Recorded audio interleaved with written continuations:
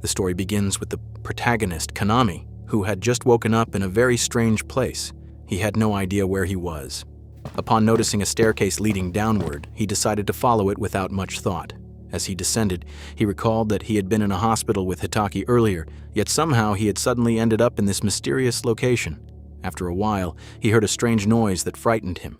When he turned around to investigate, he discovered a massive horde of giant centipedes rushing toward him. Terrified, he ran for his life as the creatures relentlessly chased him. Konami could not understand what was happening to him or whether he was trapped in a dream. However, everything felt incredibly real, to the point that he could even smell his surroundings. Sometime later, he heard voices coming from ahead and decided to head in that direction. There, he found a swordsman battling a monster while a woman assisted him. Konami was unable to comprehend why 3 people were engaged in combat with such a creature right in front of him. As the 2 fighters regrouped to launch another attack, the monster briefly lowered its guard. However, the swordsman was suddenly forced to retreat. When he came closer to Konami, he looked surprised and wondered who Konami was.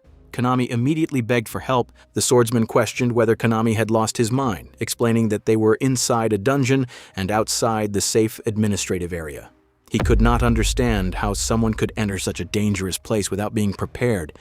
At that moment, the swordsman struck near Konami and ordered his companions to fall back, stating that they would leave a solo adventurer behind as bait.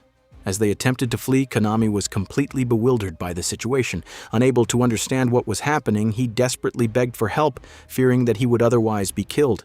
Suddenly, a notification appeared before him, informing him that a skill had been activated. The skill stabilized his mental state in exchange for suppressing his emotions and granted him 1 point in confusion resistance. Instantly, Konami felt calm and wondered what had just happened. Noticing that the monster was still approaching, he decided that escaping was his only option. Just then, he saw a young magician preparing a spell while the swordsman instructed her to fire in order to block the monster's path. Konami could not understand what they were trying to accomplish, but moments later, a massive explosion erupted around both him and the monster. Shocked by the display of magic, Konami wondered what kind of world he had entered. He assumed that if magic existed, he might be able to use it as well. Before the monster could recover, he decided to search for any abilities he might possess. He soon learned that the creature before him was an Emerald Fang, a rank 7 monster. Curious, he wondered whether this world functioned like a video game. He experimented by saying commands such as status and menu. To his surprise, a status window appeared before him, displaying all of his attributes and information. While examining his profile, Konami discovered that he possessed ice magic. As the monster advanced toward him, he attempted to cast an ice spell. However, all that appeared was a tiny shard of ice. By then, the monster had already closed the distance and lunged at him. Konami kicked the creature and repeatedly tried to use freezing magic, but none of his attempts worked. He could not understand what he was supposed to do. Afterward, he noticed that he also possessed dimensional magic. He guessed that it might allow him to teleport away from danger. However, he worried about what would happen if he failed to use that ability as well. All of a sudden, Konami thought of Hitaki and wondered whether she would be all right. He reminded himself that he had promised to protect her, and the thought strengthened his determination to survive. Finally, Konami managed to use dimensional magic on the monster. The spell allowed him to perceive its movements clearly.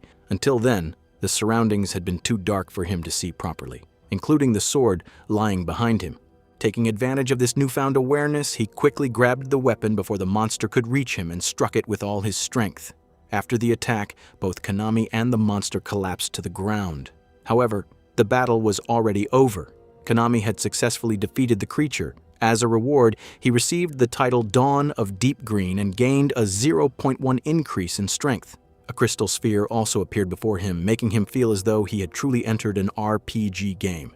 Even so, Konami still knew nothing about this world. It contained magic, monsters, and game-like systems, leading him to suspect that he had been transported to another world.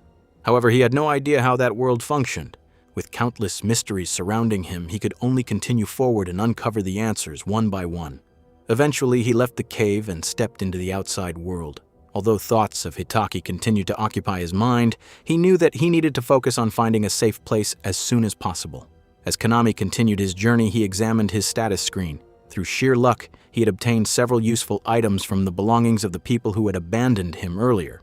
He was also beginning to understand how the storage system worked. Thinking of it as an RPG inventory made the concept much easier to grasp.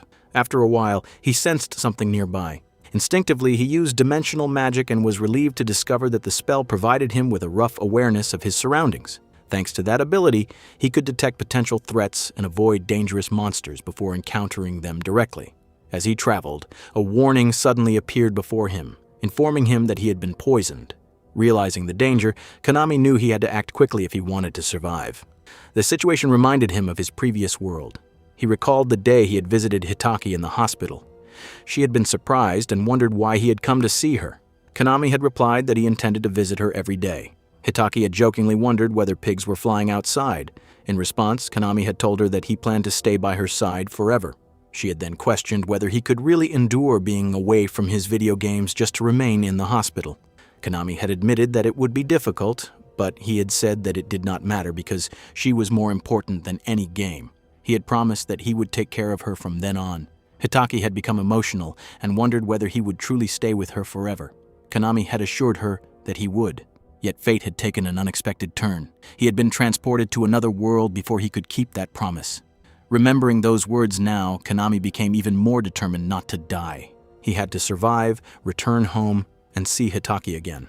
However, he also understood that he could not accomplish everything alone and needed to find help. Suddenly, he remembered what the swordsman had said earlier about being outside the administrative area. From that, Konami concluded that the administrative area was probably a safe zone.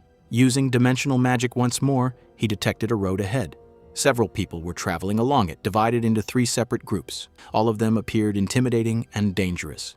Among them, however, Konami noticed a young woman traveling alone. Since she seemed far less threatening than the others, he decided that approaching her would be his best option. Konami decided to approach the girl, but there was one problem. The group accompanying her looked extremely intimidating. He wanted to avoid trouble if possible, so he held his breath and remained hidden, hoping they would pass by without noticing him. However, one of the group members suddenly detected his presence and called out, ordering whoever was hiding to reveal themselves. Surprised, Konami stepped out from his hiding place, still wearing his dirty and worn-out clothes. The man observed that Konami did not appear to be a brigand. Konami agreed and explained that he was nothing of the sort. He added that he was feeling sick and simply needed some rest. The man replied that Konami was a terrible liar, pointing out that he had deliberately left the proper path. Konami thought that staying on the road would have been safer, but he explained that he had his reasons and assured them that he meant no harm. The man accepted the explanation for the moment. One of the girls in the group remarked that Konami was either lost, attempting to travel solo, or perhaps the sole survivor of a failed party. Another member, a masked man, commented that Konami was merely a child and suggested that they leave him alone. However, the group's leader disagreed, stating that abandoning a child in such a situation would be against their honor. The masked man immediately protested and told the leader to stop being careless. He reminded everyone that their duty came first and that they needed to remain focused on their objective. Konami felt relieved that he had not been killed on the spot. Just then, a girl approached him and remarked that he was quite an intriguing person. She repeatedly commented that it must be nice. Konami could not understand what she meant or what was wrong with her. A notification suddenly appeared before him, informing him that a skill had been activated.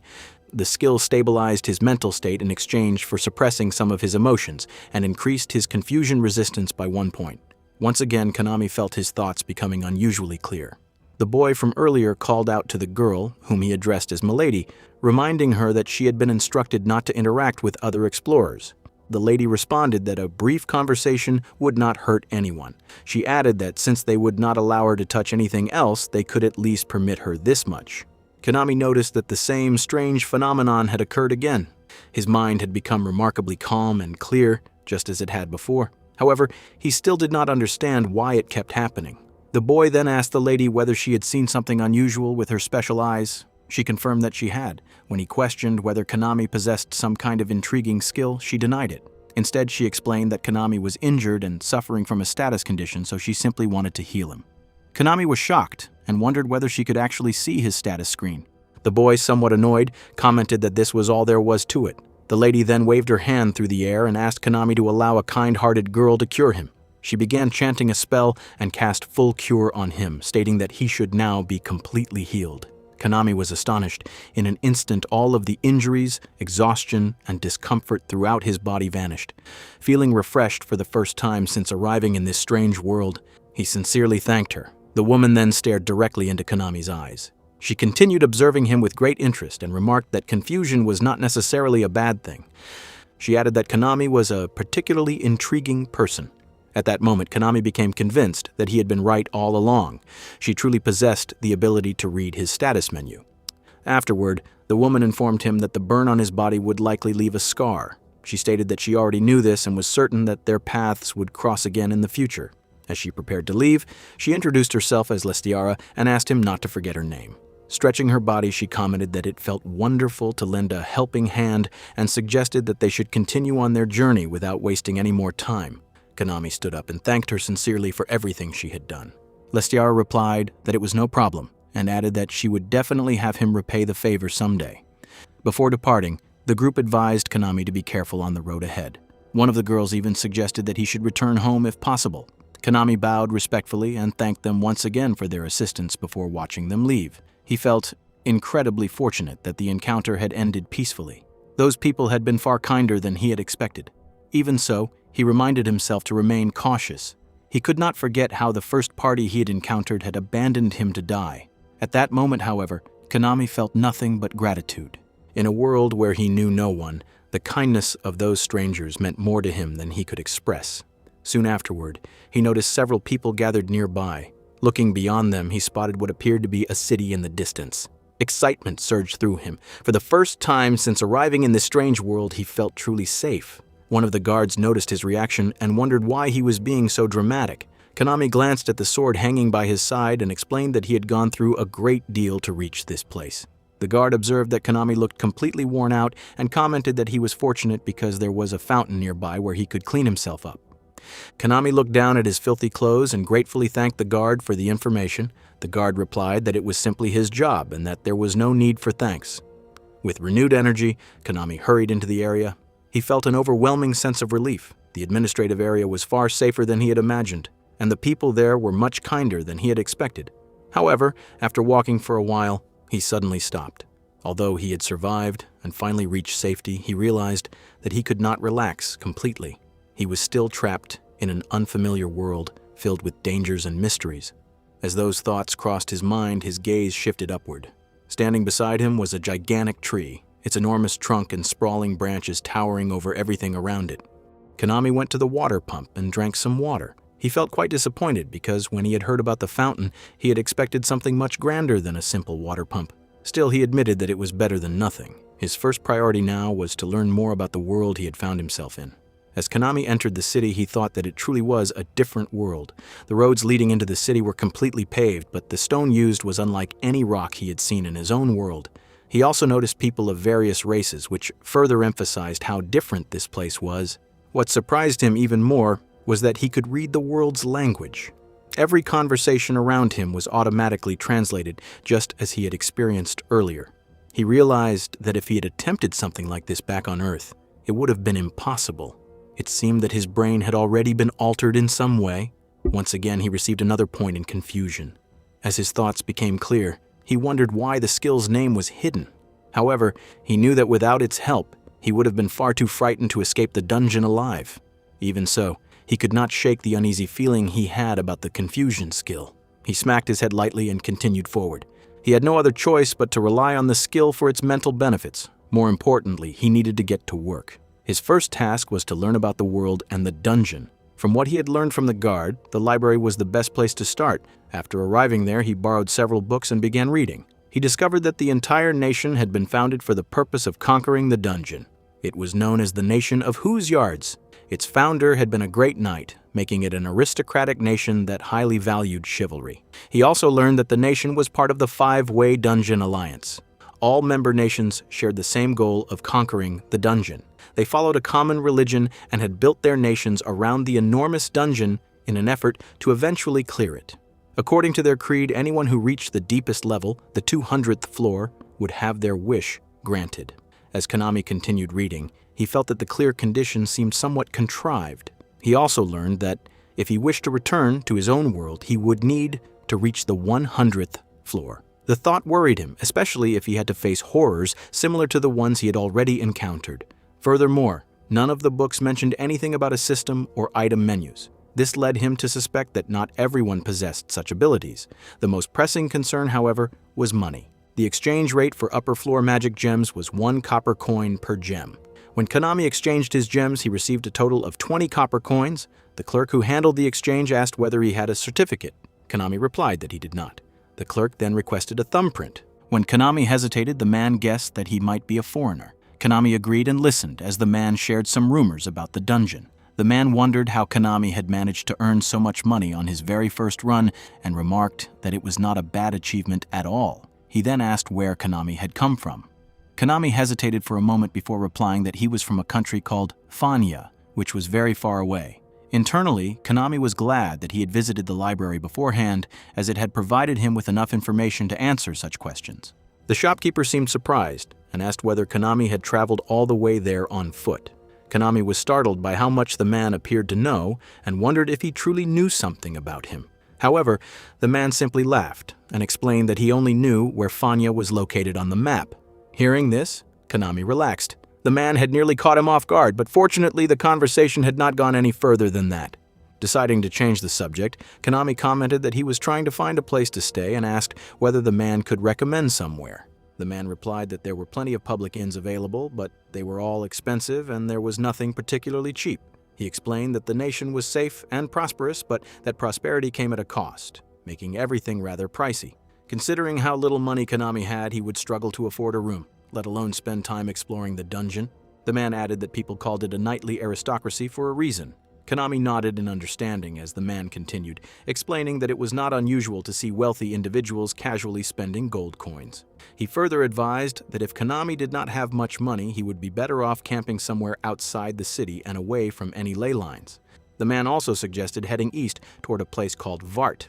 Although it was less safe than the current nation, it was known to be excellent for dungeon exploration. According to him, Konami would likely have enough money to afford an inn there. Konami felt frustrated as he realized that sleeping outdoors might become necessary. At least he now knew how to avoid ley lines, and he was determined to stay away from any unnecessary trouble. From everything he had learned at the library, Konami understood that ley lines were formed from magic gems and served as channels for magical energy. They could also be used to detect people, which made them particularly troublesome for someone in his situation. After finishing his business there, Konami left and headed to a restaurant as night fell. He was exhausted.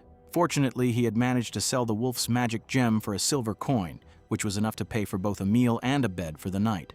However, compared to what he was used to on Earth, the place left much to be desired. The food tasted awful, and the overall experience was far from pleasant. As he sat there, Konami felt increasingly hopeless. He wondered what he was even doing anymore. Only a short while ago he had awakened inside a dungeon, nearly been killed in what seemed like a magical RPG world, and had even resorted to looting a corpse in order to survive. There was an old man sitting with a waitress. The waitress noticed Konami's gloomy expression and remarked that he must have recently come from the dungeon. As the old man took a drink, he told Konami that he should listen to a few words of advice. However, he suddenly realized that Konami was already walking away. The old man called after him, telling him not to leave like that. Konami simply told him to be quiet.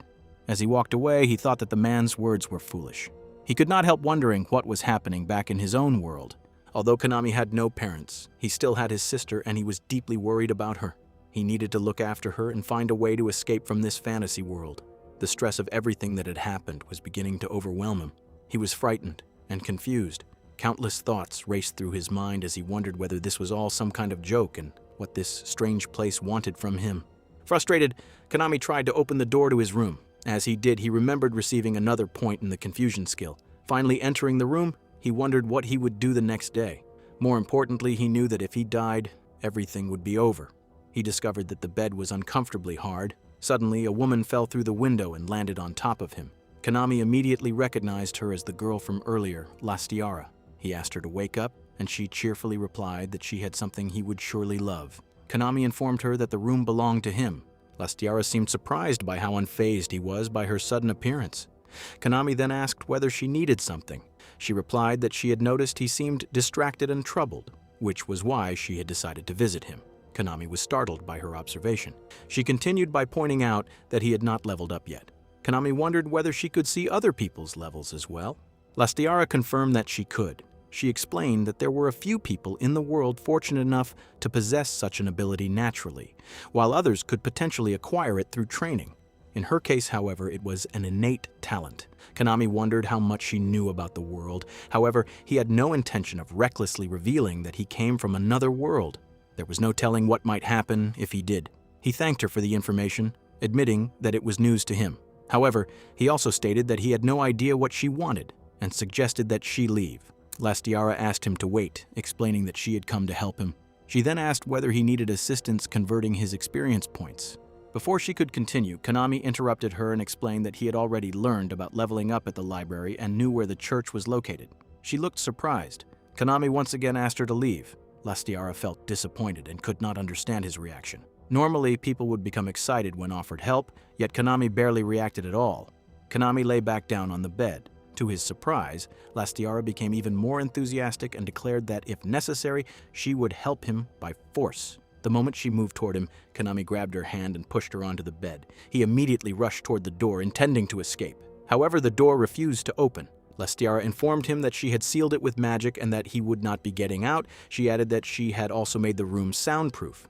She then admitted that she was genuinely surprised. Despite Konami's strength and agility being only a fraction of her own, he had managed to react quickly enough to restrain her momentarily. She commented that he might be much tougher than he appeared, which she found rather unsettling. Suddenly, Konami pulled out the small dagger he carried and warned Lastiara not to move, threatening that she would be dead otherwise. In response, Lastiara burst into laughter and wondered who he thought he was threatening. She confidently stated that no one there would be capable of killing her. Konami found her reaction infuriating. Annoyed, he lunged forward and attempted to strike her, and however, she effortlessly stopped his attack. Konami had initially assumed that because she was smaller than him, he could easily pin her down and restrain her. Instead, the situation was completely reversed. With astonishing ease, Lastiara overpowered him, forced him to the ground, and proceeded to check his status for the level-up process. She warned Konami to stop resisting, explaining that she was only trying to level him up and had no intention of harming him. She added that she could not allow him to wander around at level 1. According to her, if his level remained that low, even a strong breeze could potentially kill him. Furthermore, she stated that she could not allow anything to happen to her very important candidate. Eventually, she finished leveling him up. Just then, she heard people calling for her outside. Looking annoyed, she commented that a crazed mother was searching for her and that it was time for her to leave. As she headed toward the window, she noticed that Konami was in no condition to hear anything she said. The following morning, Konami woke up and discovered that his stats had increased significantly. Unfortunately, the improvement came at a cost. He realized that all of his money had effectively been wasted as he had ended up sleeping on the cold floor rather than the bed. On top of that, he did not even want to think about how much it would cost to pay for the damage that had been done to the room. The scene shifted after a few days as a boy arrived at the same exchange center carrying several magic stones. As he handed them over, the clerk remarked that he had managed to collect quite a substantial amount. After evaluating the stones, the clerk handed him a bag filled with coins. The boy casually replied that it was nothing unusual, as it was simply what he always did. He then mentioned that he planned to head over to Laie for a drink. The clerk asked whether they had recently hired a new employee there, someone who supposedly had dungeon experience. The boy nodded and confirmed that such rumors were circulating. However, according to what he had heard, the newcomer had been thoroughly beaten on the very first floor of the dungeon. The shop owner commented that the new employee would have to deal with the manager sooner or later. The two then made a small wager regarding how long the newcomer would last. When the owner asked for the employee's name, the boy revealed that it was Sieg. Afterward, the boy headed toward the establishment and called out for Sieg. Konami just appeared and greeted him, recognizing him as Crow. Crow immediately asked whether Sieg, in reality, Konami had not quit yet. Sieg was hiding his real name and looked confused and asked what Crow was talking about, explaining that he was still in his trial period. At the moment, Sieg was struggling to keep up with the orders piling up around him. Before he could say anything else, his manager loudly scolded him and ordered him to take out the trash. The scene shifted to a few days earlier, shortly after Lastiara's strange attack on Sieg. It was recalled that Sieg had sneaked out with a group and had gotten involved in a serious incident. However, the resulting repairs had been extremely costly and life in the town was already expensive for him. Although he had arrived in VART, he still had no way to return to Earth and was completely out of money. It was further recalled that Sieg had originally come there to gather information, but he also needed money to survive. After all, money was what made every world function. While looking for opportunities, he had found a hiring notice stating that the salary would depend on performance. The scene then returned to the present, where a young swordsman was teasing Sieg and asking whether he knew that the job was extremely difficult considering the amount they were paid. Sieg agreed with the remark. Suddenly, a man became angry and demanded to know what was going on. At that moment, Crow pushed Sieg aside while apologizing and stated that it would be better if he took Crow's place. Sieg was about to fall, but he quickly used dimensional magic to save himself. He thought that he would not be able to reach the spot in time, yet somehow he managed to do so. Everyone was surprised by what they had witnessed and praised his impressive move. The crowd began cheering for Sieg. Meanwhile, a girl watched the scene while clenching her fists. Crow remarked that Sieg was far better than the previous person who had worked there. All of a sudden, another man became furious and started beating Crow, shouting that the entire situation was his fault. The spectators greatly enjoyed the commotion that followed. Sieg was extremely grateful for the dimensional magic he had cast. During his journey from that place's yard to Bart, he gained a great deal of experience. He learned how to adjust a spell's scale according to the amount of MP used, allowing him to read all the information within a given space. He had also acquired the Analyze skill, which enabled him to see the names and levels of other people. This ability proved to be incredibly useful. It was the same skill he had used to examine the wolf in the cave, and through it, he learned how to assess others more effectively. He discovered that detailed stats often mattered more than physical muscles alone. Sieg knew that much of his growth was thanks to his encounter with Lastiara. Now that he had gained these new skills, it seemed obvious that he should return to exploring dungeons. It might even be his only way of finding a path back home. However, in reality, Sieg had no desire to enter another dungeon. After what had happened during his previous expedition, he simply wanted to postpone it for a while. He felt that if he stayed in a dungeon for too long again, he might lose his mind. For the sake of his one and only sister, he needed to find a way out of this world as quickly as possible. Meanwhile, Sieg continued gathering information. Many dungeon delvers frequented the pub where he worked, and he hoped to learn about each dungeon floor from them. With luck, some of them might even be willing to help him on his journey. All of a sudden, a girl shouted that it was already enough and warned everyone that if they wanted the manager to throw them all out, they could keep standing around causing trouble. Sieg agreed with her inwardly. At the same time, he could not stop thinking about the fact that the strange girl, Lastiara, knew his real name. Later that night, after Sieg had finished all his work, the manager asked whether he had enjoyed his first day on the job. Sieg replied that handling so many customers had been difficult, but he had enjoyed it nonetheless. The man remarked that Sieg was quite a clever and quick-witted person and that it seemed he would be able to handle the work just fine the next day as well. The woman agreed, saying that she had thought the same thing and that they had not needed to give him much instruction. The owner added that his judgment had been correct, as Sieg had turned out to be an excellent choice for the position. Sieg was confused by the comment. The owner then explained that Sieg had already passed his trial period and that he was officially taking the job from that day onward. Sieg bowed his head and thanked them. The girl happily congratulated him and asked whether he had been in need of money. Sieg admitted that he was. He added that at least he no longer had to worry about food, but everything in that place was completely new to him. He asked everyone to be patient with him if he happened to make mistakes. The girl then asked where he was from. Sieg replied that he came from Fanya. She looked puzzled and said that she had never heard of such a place, guessing that it must be located very far away. After that, Sieg explained that he had dreamed of getting rich quickly by exploring dungeons, which was the reason he had come to that place. Lion remarked that at the very least, Sieg had not gotten his eyes crushed or his arms torn apart, which was something to be grateful for. The comment immediately brought back memories of the incident, causing Sieg to shudder. He admitted that he still needed to become much stronger. Lian praised his determination and said that she was already rooting for him. She added that Sieg had far better manners than the previous worker and was also a very quick learner. Sieg replied that he would give his best to learn everything he could. As they finished their work, Sieg realized that they were allowing him to stay in a corner of the pub. Feeling uneasy, he asked whether they were truly comfortable letting a stranger stay there. However, the owner replied that he had a good eye for judging people's character and left the matter at that. Sieg also learned from Lian that even if someone attempted anything suspicious, they would be stopped by the ley lines surrounding the town and quickly captured. From this, Sieg understood that the ley lines functioned as a security system protecting the entire town. Suddenly, Sieg sensed something unusual and wondered whether someone had triggered his dimensional spell. When he activated it, he discovered a presence outside the pub. Expanding the range of his layered dimension spell, he went to investigate and found a small girl sitting quietly on the stairs. When he asked whether she was awake, she answered that she was. Sieg informed her that the pub was closing for the night. Upon closer inspection, he realized that she appeared to be around the same age as him. The girl then asked whether she was not allowed to stay on the stairs. Sieg hesitated before responding. She assured him that she intended to stay where she was and asked him to let her know if she was causing any trouble. Sieg replied that the issue was not that she was bothering anyone, rather He was concerned because it was dangerous for a young girl to remain outside at night. He asked why she did not find an inn to stay in. The girl calmly explained that she had no money and was simply staying wherever it was warm. Sieg nodded in understanding and turned to go back inside to lock the door. However, the girl suddenly remarked that she was not actually a girl, so he did not need to worry about her in that way. The statement shocked Sieg. Instead of continuing to puzzle over it, he decided to use Analyze and check her status directly. The results revealed that her name was Dia and that she was only level 1. What surprised him even more was the number of skills she possessed. Most of the people in the pub had only 1 or 2 skills at most, yet Dia had an astonishing number of them. Since power in this world largely depended on stats, Sieg realized that if she leveled up normally, she would easily surpass most people around her.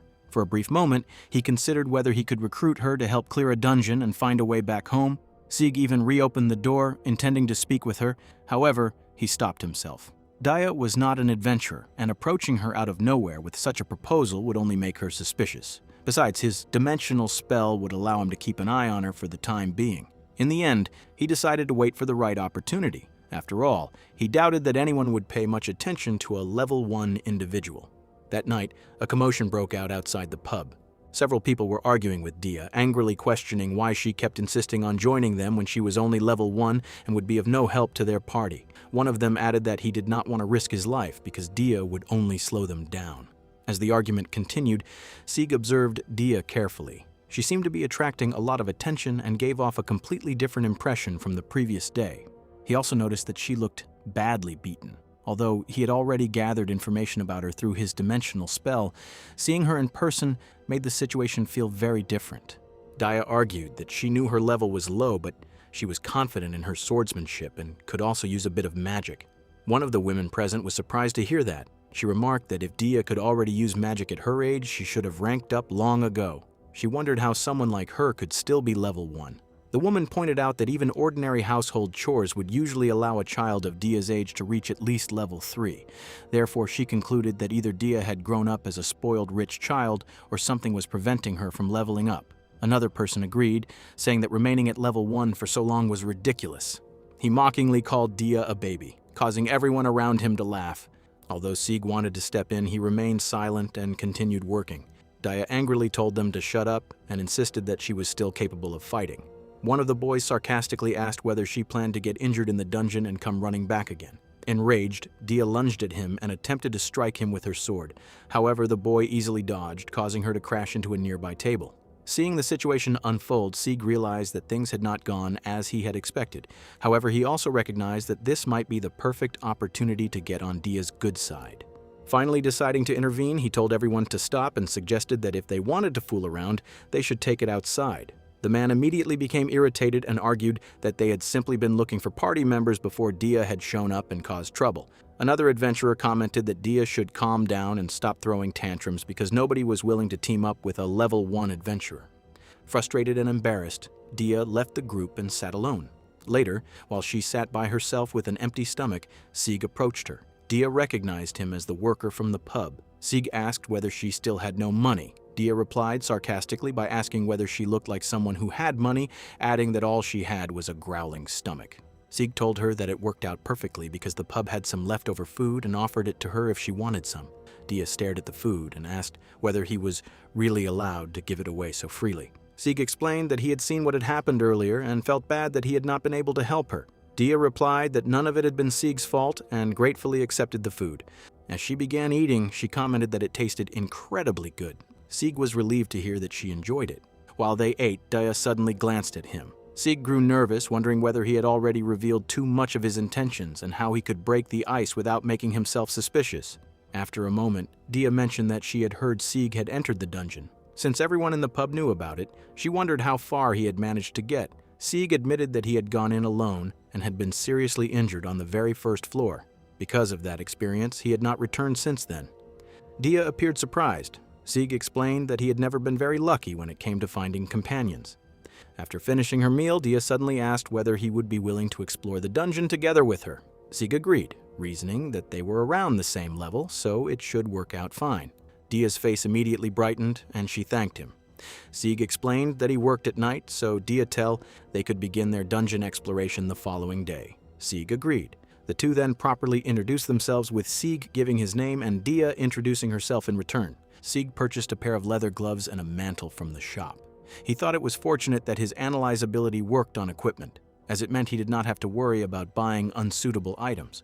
More importantly, he would not have to risk entering the dungeon with poor quality gear. Afterward, he invested all of his bonus points into his stats. Even then, he remained terrified. However, this time would be different because he would not be going alone. As Sieg walked through the town, he noticed a church. In front of it stood a man who appeared to be preaching, while numerous people knelt before him in prayer. Among them was Dia. When Sieg approached her, he greeted her and remarked that she was up early. Dia replied that she had hoped to level up, but unfortunately it had not happened. Sieg thought it was a shame. Looking at her status once again, he noticed that she was not far from leveling up. However, her menu was still incredibly unusual. Dia suggested that they get going. As they started walking, Sieg found himself thinking about her magic. At first, he had suspected that she might also be from Earth.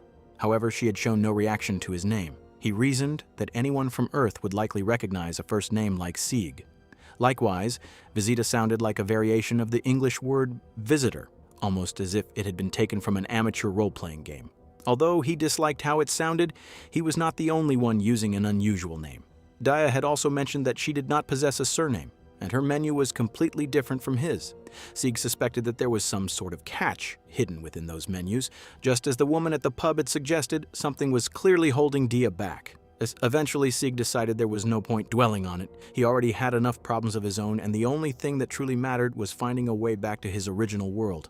Lost in thought, he almost failed to notice Dia turning toward him and asking whether he was even listening. Sieg assured her that he was, and stated that his role would be to attract the monster's attention. Satisfied with his response, Dia realized that he had indeed been paying attention. Sieg then admitted that he was feeling nervous about returning to the dungeon. Dia understood, considering how badly he had been injured during his previous attempt. Nevertheless, she told him that he should not worry and encouraged him to have more confidence. She added that she was completely confident in her own swordsmanship. Sieg agreed, though he reminded her that he would be the one fighting on the front line with the sword while she would be testing her magic. Dia accepted the arrangement, but only for the time being. She stated that once she leveled up, she intended to fight using a sword instead. Sieg agreed, privately thinking that she truly loved swords. In his opinion, she should focus on developing her magic, but he could not bring himself to say that aloud. Finally, the two entered the dungeon. Before doing so, they agreed that Sieg's primary objective would be to avoid unnecessary confrontations with enemies while carrying out their plan. As they ventured deeper into the dungeon, Sieg reflected on how different things were compared to his previous journey down the path that had nearly led him to hell. Since then, he had used his dimensional magic to gather information, learned everything he needed at the pub, and become more accustomed to using magic. In addition, he now possessed proper equipment and had a talented companion by his side. Considering all of that, Sieg felt that he could hardly ask for more. After walking for a while, the two came to a stop. Sieg suggested that they test their plan there. Dia agreed and proceeded to create a map of the surrounding area. Although it did not reveal much, it still provided some useful information. Meanwhile, Sieg activated his layered dimensional magic and discovered a monster lurking ahead. He informed Dia of its presence and then wondered what she had been muttering about earlier. Dia quickly hid the map and dismissed the matter, claiming that it was nothing important. Soon afterward, a rank 6 manly beetle appeared before them. As the monster noticed their presence, Sieg scanned the surrounding area and confirmed that there were no other monsters nearby. He signaled to Dia that the beetle was alone and that they should proceed with their attack. She agreed. As Sieg stepped forward to face the monster, he began thinking about how to use his magic effectively. He recalled a conversation with Crow. During that discussion, Crow had asked whether Sieg was capable of using magic at all. Sieg had replied that he could only manage a little. Another person had then remarked that he would teach Sieg how to use magic properly. However, Crow had explained that magic depended entirely on visualization. According to him, the outcome of a spell was determined by how clearly the caster could picture it in their mind. That explanation seemed perfectly suited to Sieg's dimensional spell. It was almost as though the magic had been designed specifically for combat. By combining it with his knowledge of calculus, he was able to calculate and track the monster's movements with incredible precision.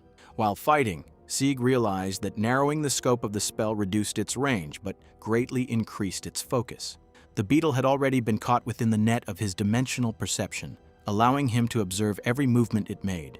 Not even the slightest flutter of its wings could escape his notice. At that moment, Sieg noticed that one of the beetle's mandibles was cracked. Although his spell could not directly harm the monster, it allowed him to track its movements far more easily. In fact, the beetle now seemed unusually slow. This realization made Sieg wonder whether the change was the result of his recent level up. Perhaps this was what everyone meant when they spoke about the bizarre effects of the system. Dia called out to Sieg and informed him that she was about to cast her magic. When Sieg turned toward her, he saw her body beginning to glow as she prepared Flame Arrow. The sight reminded him of a conversation they had shared earlier. Dia had explained that Flame Arrow was an offensive spell and at the moment, the only magic she could use. Sieg had wondered whether that was why she could not fight effectively on her own and whether the spell was difficult to cast. Dia had explained that Flame Arrow was a fire element spell and one of the most basic forms of magic. Essentially, it gathered heat and condensed it into a projectile before launching it at the target. Sieg had privately concluded that her lack of swordsmanship was her greatest weakness. It was no wonder she had been so eager to find companions. At the time, Dia had somehow sensed his thoughts and accused him of mentally insulting her. Sieg had immediately denied it. In response, Dia had sighed in disappointment before stating that it was fine. She insisted that she only needed to level up, and once she became stronger, she would be able to fight with a sword. Sieg had encouraged her to stay positive, reminding her that he would be fighting on the front line specifically to support her. That seemed to cheer her up. Returning to the present, Dia focused on casting her spell. Sieg expected something impressive, but he still underestimated it. The Flame Arrow was far more than a simple burst of heat. It possessed enough power to melt rock. A blazing arrow of fire shot forward and struck the beetle. The attack hit with tremendous force, instantly killing the monster. Sieg was genuinely surprised by the display of power. Dia also appeared shocked by how easily the battle had ended. Sieg congratulated her on the successful attack. However, Dia modestly insisted that the victory had only been possible because of Sieg's support. She suggested that they continue using the same strategy moving forward. Sieg agreed. As he looked at the smile on her face, he reflected on the strength of her magic. If that was merely a beginner-level spell, then it was far more powerful than he had expected. According to her status, Dia possessed a magic stat of 23.25 and an elemental magic skill level of 2.09. The sheer amount of power generated by those numbers was incredible. For the first time, Sieg began to believe that together, they might actually be able to reach the deepest levels of the dungeon. The two of them continued exploring the dungeon, defeating monsters using the same strategy. Sieg would locate the enemies with his magic, and Dia would eliminate them with her Flame Arrow. Sieg was extremely grateful that Dia could cast such powerful spells repeatedly without showing any signs of exhaustion. Although Flame Arrow was considered a beginner-level spell, the combination of her impressive stats and natural talent made it a frighteningly effective ability. Its low cost and high destructive power allowed her to tear through monsters with ease. Watching her fight filled Sieg with hope. After they had cleared several more monsters, Dia suddenly remarked that the dungeon seemed surprisingly easy as long as someone had a party to rely on. Sieg quickly disagreed. He explained that the dungeon was far from easy. From everything he had heard, countless people had lost their lives on the very first floor. In his opinion, they were simply exceptions to the norm. Dia wondered if that meant they were actually strong. Sieg agreed and pointed out that she possessed remarkable talent for magic. Deep down, he knew he was not exaggerating. For someone who was only level 1, her spells carried an unbelievable amount of power. That was precisely why she had been crushing enemies so effortlessly. At the same time, Sieg felt it would be unwise to praise her too much. He did not want her becoming overly confident and deciding that she no longer needed him. Instead, Sieg explained that their success was largely due to how well their abilities complemented each other. Their compatibility as a team was a major reason they had managed to progress so far. Dia agreed. She pointed out that Sieg had been detecting monsters from great distances and locating them even in complete darkness. Sieg confirmed that observation. He explained that he had been constantly using his magic to monitor their surroundings. Because of that, monsters had never been able to ambush them. He also made sure that enemies could not target Dia directly. By carefully controlling their positioning, Sieg had consistently placed them in locations where Dia could fire clear shots at approaching monsters. In some cases, she had even been able to eliminate enemies from a distance before they could come close. Dia admitted that whenever she explored the dungeon alone, she rarely had enough time to cast her spells before monsters attacked her. Sieg replied that he had been covering for her and creating opportunities for her to cast safely. By giving her the time she needed to unleash her fire magic, he allowed her to fight at her full potential. As he reflected on their teamwork, Sieg confidently concluded that with cooperation like this, there was no reason for them to lose. Afterward, Dia looked at Sieg curiously and asked how he was able to detect monsters so accurately. She admitted that she had never heard of any magic capable of doing such a thing. Sieg was momentarily stunned. He had assumed that if he explained that he was using both his dimensional magic and menu sight to locate monsters, she would understand. However, he quickly decided against mentioning menu sight. It was better to keep that ability a secret. Furthermore, no one had ever mentioned dimensional magic before. Sieg began to suspect that it might be a power unique to him. If that was the case, publicizing it would only attract unwanted attention. He also had no intention of revealing personal information that could put him at risk. Noticing his hesitation, Dia apologized and explained that she had not meant to pry. She had merely been curious. Sieg apologized as well and told her that it was a secret technique from his homeland. He explained that he could not reveal the details but assured her that it worked effectively. Dia accepted the explanation and guessed that it must be an extremely rare skill. Sieg supposed that it was normal for adventurers to keep certain abilities hidden. To avoid further questions, he added that the technique consumed a tremendous amount of MP and left him far more exhausted than Dia ever became from casting her own spells. Dia agreed, remarking that it made sense. Since Sieg had been using magic continuously throughout their exploration, it explained why he only focused on luring monsters into favorable positions during battles. Sieg was relieved that she seemed satisfied with his explanation. He reassured her that she did not need to worry and promised to let her know if he started running low on energy. Privately, he suspected that moment would arrive soon, especially considering that he still had his shift at the pub later. Dia agreed and suggested that they continue exploring for a little longer. Sieg was willing to continue. He mentioned that he had gathered information at the pub regarding monster placements throughout the dungeon. Dia appreciated how thoroughly prepared he had been before entering. A moment later, Sieg remembered something important. When Dia asked what it was, he seriously warned her to be careful about where she aimed her spells. Recognizing the importance of the warning, Dia readily agreed. The two continued their exploration and defeated another monster. After some time, they stopped to rest near one of the dungeon's lamps. By then, Sieg could no longer maintain his magic for much longer. The constant strain had left him completely exhausted. Seeing his condition, Dia asked whether he had already run out of energy. Sieg replied that he was planning to leave the dungeon and then asked what she intended to do. Deep down, he hoped she would say that she planned to leave with him. Instead, she hesitated before wondering whether he truly wanted to continue exploring without the support of his detection magic. Sieg immediately rejected the idea. He wondered whether Dia was being reckless for even suggesting something so dangerous. He explained that continuing deeper into the dungeon without his support would likely result in someone getting hurt, making it a terrible idea. He further revealed that he had been using magic during combat as well, which was the main reason he had exhausted his MP so quickly. Dia was surprised to learn that Sieg had been using both magic and swordsmanship at the same time. Sieg confirmed that he had been doing exactly that. He explained that it was part of the secret technique he had mentioned earlier, one that allowed him to sharpen and enhance his senses. Privately, he hoped that explanation would be enough to satisfy her curiosity. To his relief, Dia seemed genuinely impressed. She admitted that she had always assumed Sieg was simply a swordsman because of his speed and skill with a blade. She had never expected him to be a magic user as well. Sieg agreed, but pointed out that now that he had run out of MP, he would only become a burden. Hearing that seemed to make Dia somewhat disappointed. Sieg understood her reaction, but he could not allow her to continue recklessly after he left. Without MP, he could no longer support her effectively. Exploring without his detection magic would consume far more time and stamina, and the longer she remained in the dungeon, the greater the chances that something would go wrong.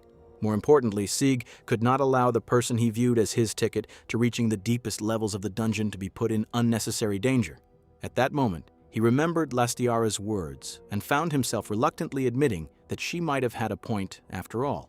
Eventually, Dia agreed that she would escort Sieg back to the dungeon entrance before returning on her own. Sieg initially agreed, but then suddenly realized what she had just said. Surprised, he asked whether she was seriously planning to continue exploring deeper into the dungeon by herself. Dia casually confirmed it. Stretching her body, she explained that she had always explored alone before meeting him, and that this would simply be a return to normal. Sieg could hardly believe it. Curious, he asked how many monsters she had managed to defeat before that day. Dia paused for a moment before quietly admitting that she had succeeded at least once. Not entirely convinced, Sieg stepped closer and clarified that he believed her. However, considering that she had been challenging the dungeon for such a long time, he expected her to have accumulated a respectable number of monster kills on her own. In response, Dia simply held up a single finger. Sieg felt a sense of dread wash over him.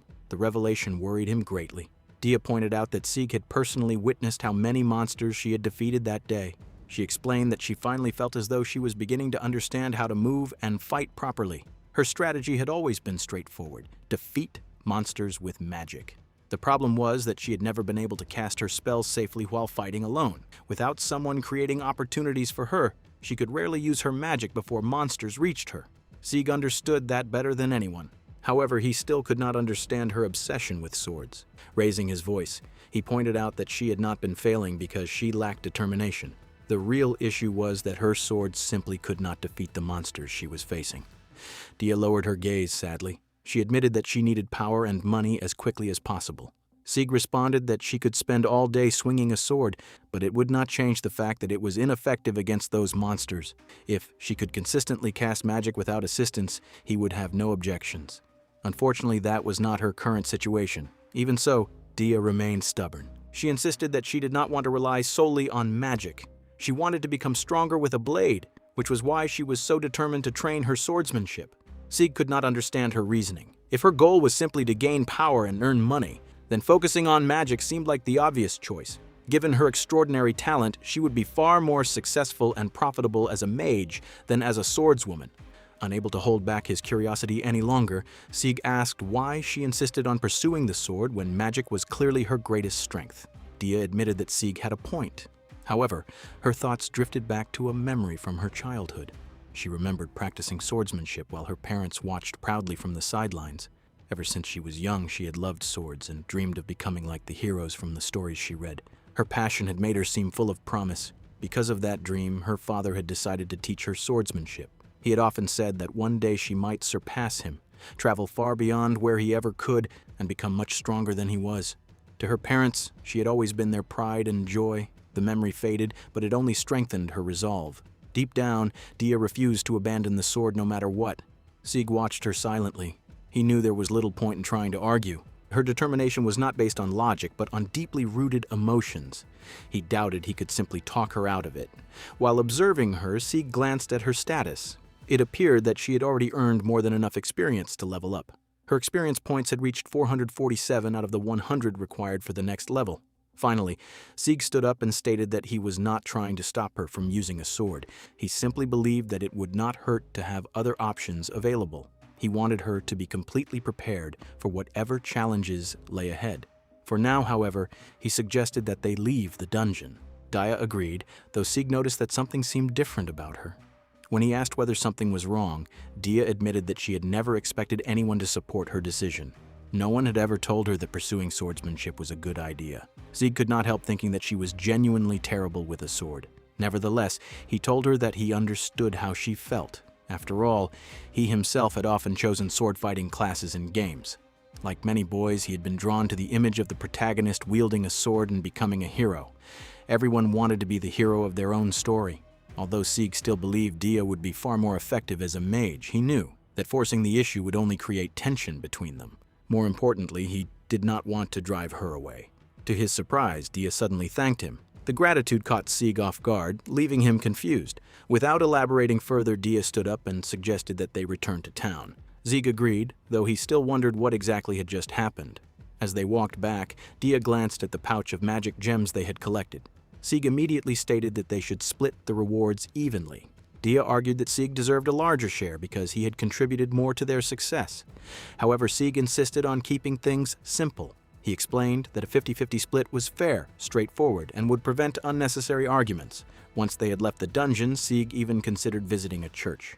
In truth, he would have preferred giving Dia a larger portion of the rewards, but he believed that treating her as an equal partner would be better for her in the long run. He also pointed out that she had likely leveled up after their expedition. If she intended to continue exploring the dungeon regularly, she would need to invest in better equipment, including improvements to her weapon. As they continued walking, Sieg reflected on his own behavior. Perhaps he had been too pushy regarding her magic and swordsmanship. From one perspective, Dia was a valuable asset to him. If necessary, she could even serve as a distraction or decoy during dangerous situations. Yet that was not the whole truth. Dia was also the first genuine companion Sieg had made in this unfamiliar world. Their two-person dungeon expedition had been surprisingly enjoyable. By the next time Sieg went out to work, he felt extremely sleepy. Some customers even called out for more booze, and Sieg readily agreed. As he continued working, he learned more about the two adventurers who were at levels 12 and 11. Sieg realized that even people in their 30s were only around level 10, yet he and Dia had almost reached level 5 after just 2 dungeon dives. If they continued clearing dungeons over the next few years, he was confident that they could catch up to those adventurers in less than a year. However, their progress still felt painfully slow. Sieg was aiming for the 100th floor and hoped to surpass the limits of the average adventurer. He knew what he had to do. Just then, Laine approached him and asked what was going on and what he had figured out. Sieg turned to her and explained that he had decided to start dungeon diving again. Laine was surprised and reminded him that he had previously said he had hit a wall. She also guessed that he had traveled all the way to VART to clear a dungeon. Sieg assured her that his dungeon diving would not interfere with the business. Laine told him not to worry about it and said that he should prioritize his dreams over the business as the pub would continue operating just fine. She then asked once more what he had figured out. Sieg began explaining what he had learned about the dungeons, but before he could finish, Crow arrived and suggested that they leave that topic alone.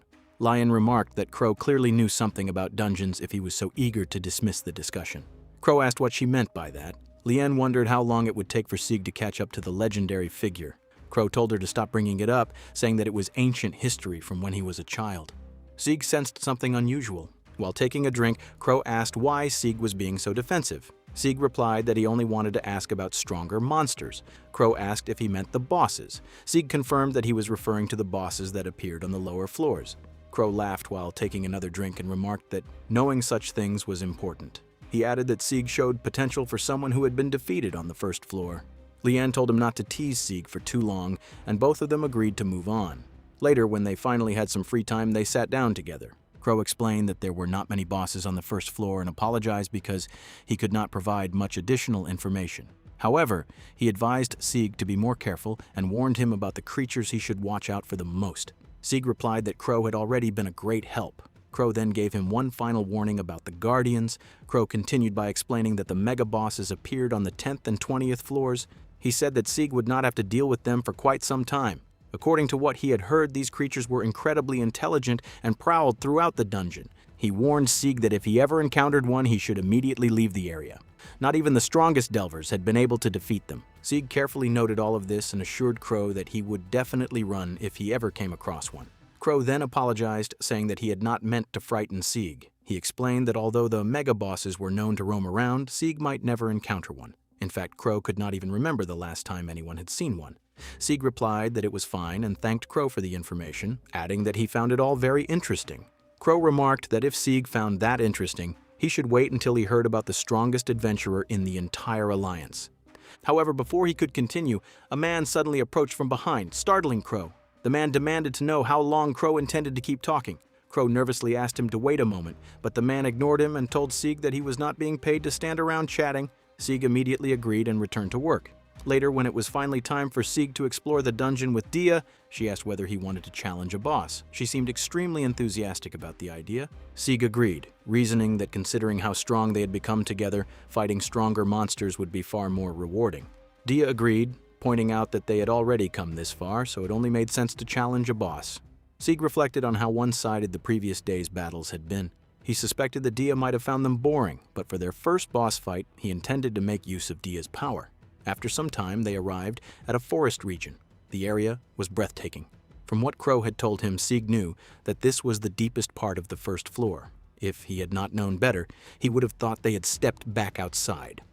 Sieg remained where he was and used Dimension to survey the entire area. As he did so, he recalled Crow's warning to be cautious around the region where plants grew densely throughout the landscape, as the creature in question was located near the entrance. Soon, Sieg spotted the monster. It was the Forest Queen, a rank 12 monster. The creature was an enormous bee. Sieg informed Dia that they had reached their destination. He suggested that if his plan worked, they could simply snipe the area boss from a distance. Dia looked confused and wondered what exactly he meant. While she admitted that such a thing might be possible, she doubted it could really be that easy. Sieg reassured her that it would be fine and that she was capable of pulling it off. Even so, Dia remained hesitant. Sieg reflected that this was a strategy only they could attempt because they were far from ordinary adventurers. Sieg then explained his plan, which was surprisingly simple. He told Dia that he would point out the target and all she had to do was fire her magic at full power in that direction. He also reminded her to collect any item drops afterward. The same method could be used to deal with the smaller monsters nearby. He further explained that if any monsters managed to get close to them, they would use the same strategy as before. Sieg would stay at the front and engage the enemies directly while Dia attacked from behind. When Sieg asked whether she had any questions, Dia shook her head and replied that she understood everything perfectly. Noticing her reaction, Sieg told her not to be so pessimistic. He assured her that if everything went according to plan, the operation would be extremely easy. That was simply how overwhelming her magic was. Dia blushed at the compliment. A moment later, Sieg stopped and remarked that they had found a good spot. He then activated his magical soul. Curious, Dia waved a hand in front of him and wondered whether that was the secret technique he had mentioned. She also noticed that using the detection spell seemed to leave Sieg unusually distracted. Suddenly, Sieg grabbed her hand, startling her. Thinking she had done something wrong, Dia immediately apologized. However, Sieg simply pointed into the distance and told her that the target was right there. He instructed her not to worry about any obstacles in the way, explaining that very few things could block her magic. He also assured her that if anything changed, he would adjust the situation accordingly. The monster was standing still, making it the perfect opportunity to attack. Sieg told her that she could fire whenever she was ready. Once Dia confirmed that she was prepared, Sieg gave the signal. She unleashed a flame arrow toward the target with all her strength. After a short while, the attack struck its mark. Sieg commented that he had known she would be able to kill it. Not only had she defeated the Forest Queen, but she had also wiped out all of the smaller monsters in an instant. Dia was astonished by the result. Meanwhile, Sieg announced that he would collect the item drops and then move on to several other areas. Dia agreed and followed after him, though she admitted that this was not at all how she had imagined her dungeon dive would go. Sieg agreed that she was not wrong. He explained that what they were doing was closer to grinding than a proper dungeon expedition. However, if their goal was simply to clear the dungeon as efficiently as possible, then this method was both the safest and the most effective approach. After everything was over and they emerged from the dungeon, Dia was completely soaked. She was irritated by the bugs crawling over her body and complained that they simply would not leave her alone. Sieg teased her and told her to calm down. He explained that this was exactly why he had decided to cut their dungeon dive short. He admitted that he had noticed how damp the ground had become, but he had not thought much of it at the time. However, after seeing her fall flat on her face, he realized they should leave.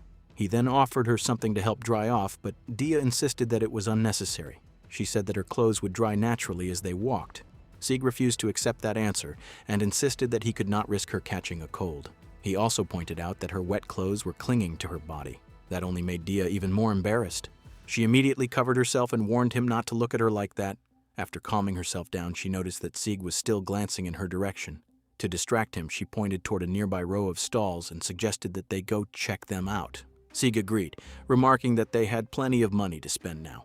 They soon wandered through the marketplace. There were all kinds of strange items for sale, and many of the stalls seemed to belong to craftsmen selling their handmade goods. Sieg thought there might be some hidden treasures among them. Eventually, he found a hair clip decorated with an Ilia gem. Noticing his interest, Dia asked whether he had found something worthwhile. Sieg replied that it was a real gem of an item. Although it was not especially powerful, he thought it was an excellent find. The shopkeeper overheard them and jokingly commented that Sieg must be trying to impress someone. Sieg decided to buy the item anyway. The shopkeeper then remarked that it must be nice to have such an attractive partner. Dia was immediately confused and demanded to know what he meant by that. She quickly insisted that the shopkeeper was mistaken. She explained that she was a boy and that she and Sieg were not in that kind of relationship. The shopkeeper apologized for the misunderstanding. Sieg privately thought that he had only bought the hair clip because it was a rare and interesting item.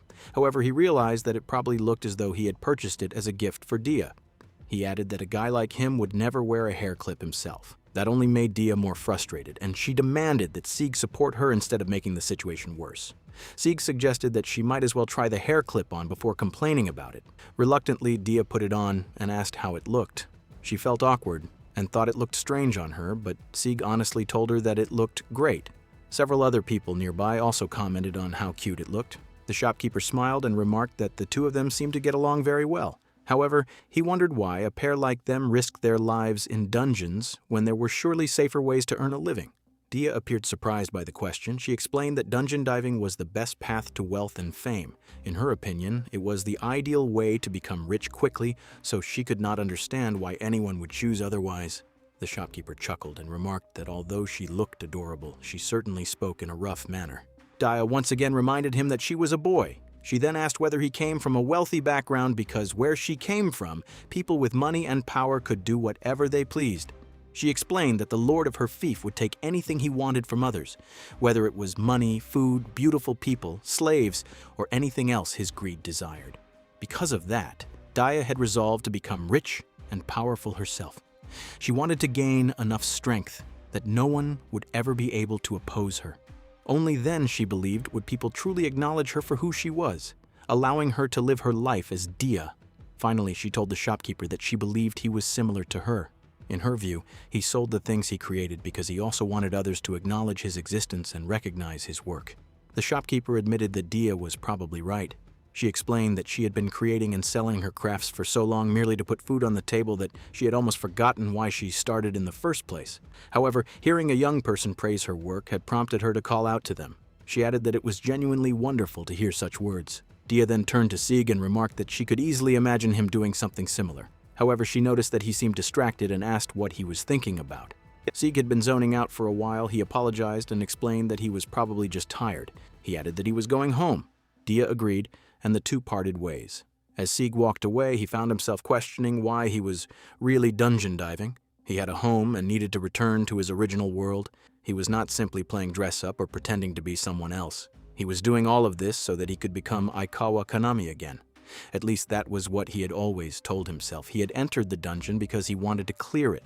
However, as he reflected on everything that had happened, he realized that Dia was different. So were Crow and Lain from the pub, as well as the merchant he had just met. They all had dreams, desires, and ambitions of their own. They were living, breathing people, each with their own experiences, struggles, and stories. That realization led Sieg to an uncomfortable question. When had he started thinking of this world as nothing more than a game to be cleared? Had he been looking down on the people here and treating them like NPCs? Most of the information he had gathered, every plan he had made, and every action he had taken had been focused solely on conquering the dungeon. Even the companions who traveled with him had often been viewed as resources that could help him achieve that goal. At this rate, perhaps he was the one who needed to change. Just then, a notification appeared before him. Confusion resistance increased by +1. Almost immediately, he felt his thoughts settle and his mental state stabilized. That night, Sieg went to the church and reflected on how the residents of every world were living, breathing people. He considered that whether it was the explorer he had met earlier or the demi-human women, their lives and stories were just as rich and meaningful as those of the people from his own world. He realized that there were no such things as NPCs in this world, and that he simply needed to accept that fact and move on. He had not really lost anything because of this realization. Instead, he now understood that there was much more to people than the statistics displayed before him. By observing their expressions and emotions, he could learn far more about them. He regarded his earlier assumptions as a lapse in judgment caused by confusion and disorientation. The realization fascinated him. The merchants around him were colorful and lively, and Dia was accompanying him as they walked through the streets. Suddenly, Sieg stopped and wondered what he was even doing. He felt incredibly foolish. While lost in thought, he found himself thinking about Dia. Since Dia referred to herself as a boy, he had assumed that she must be one, despite looking like a beautiful girl from every angle.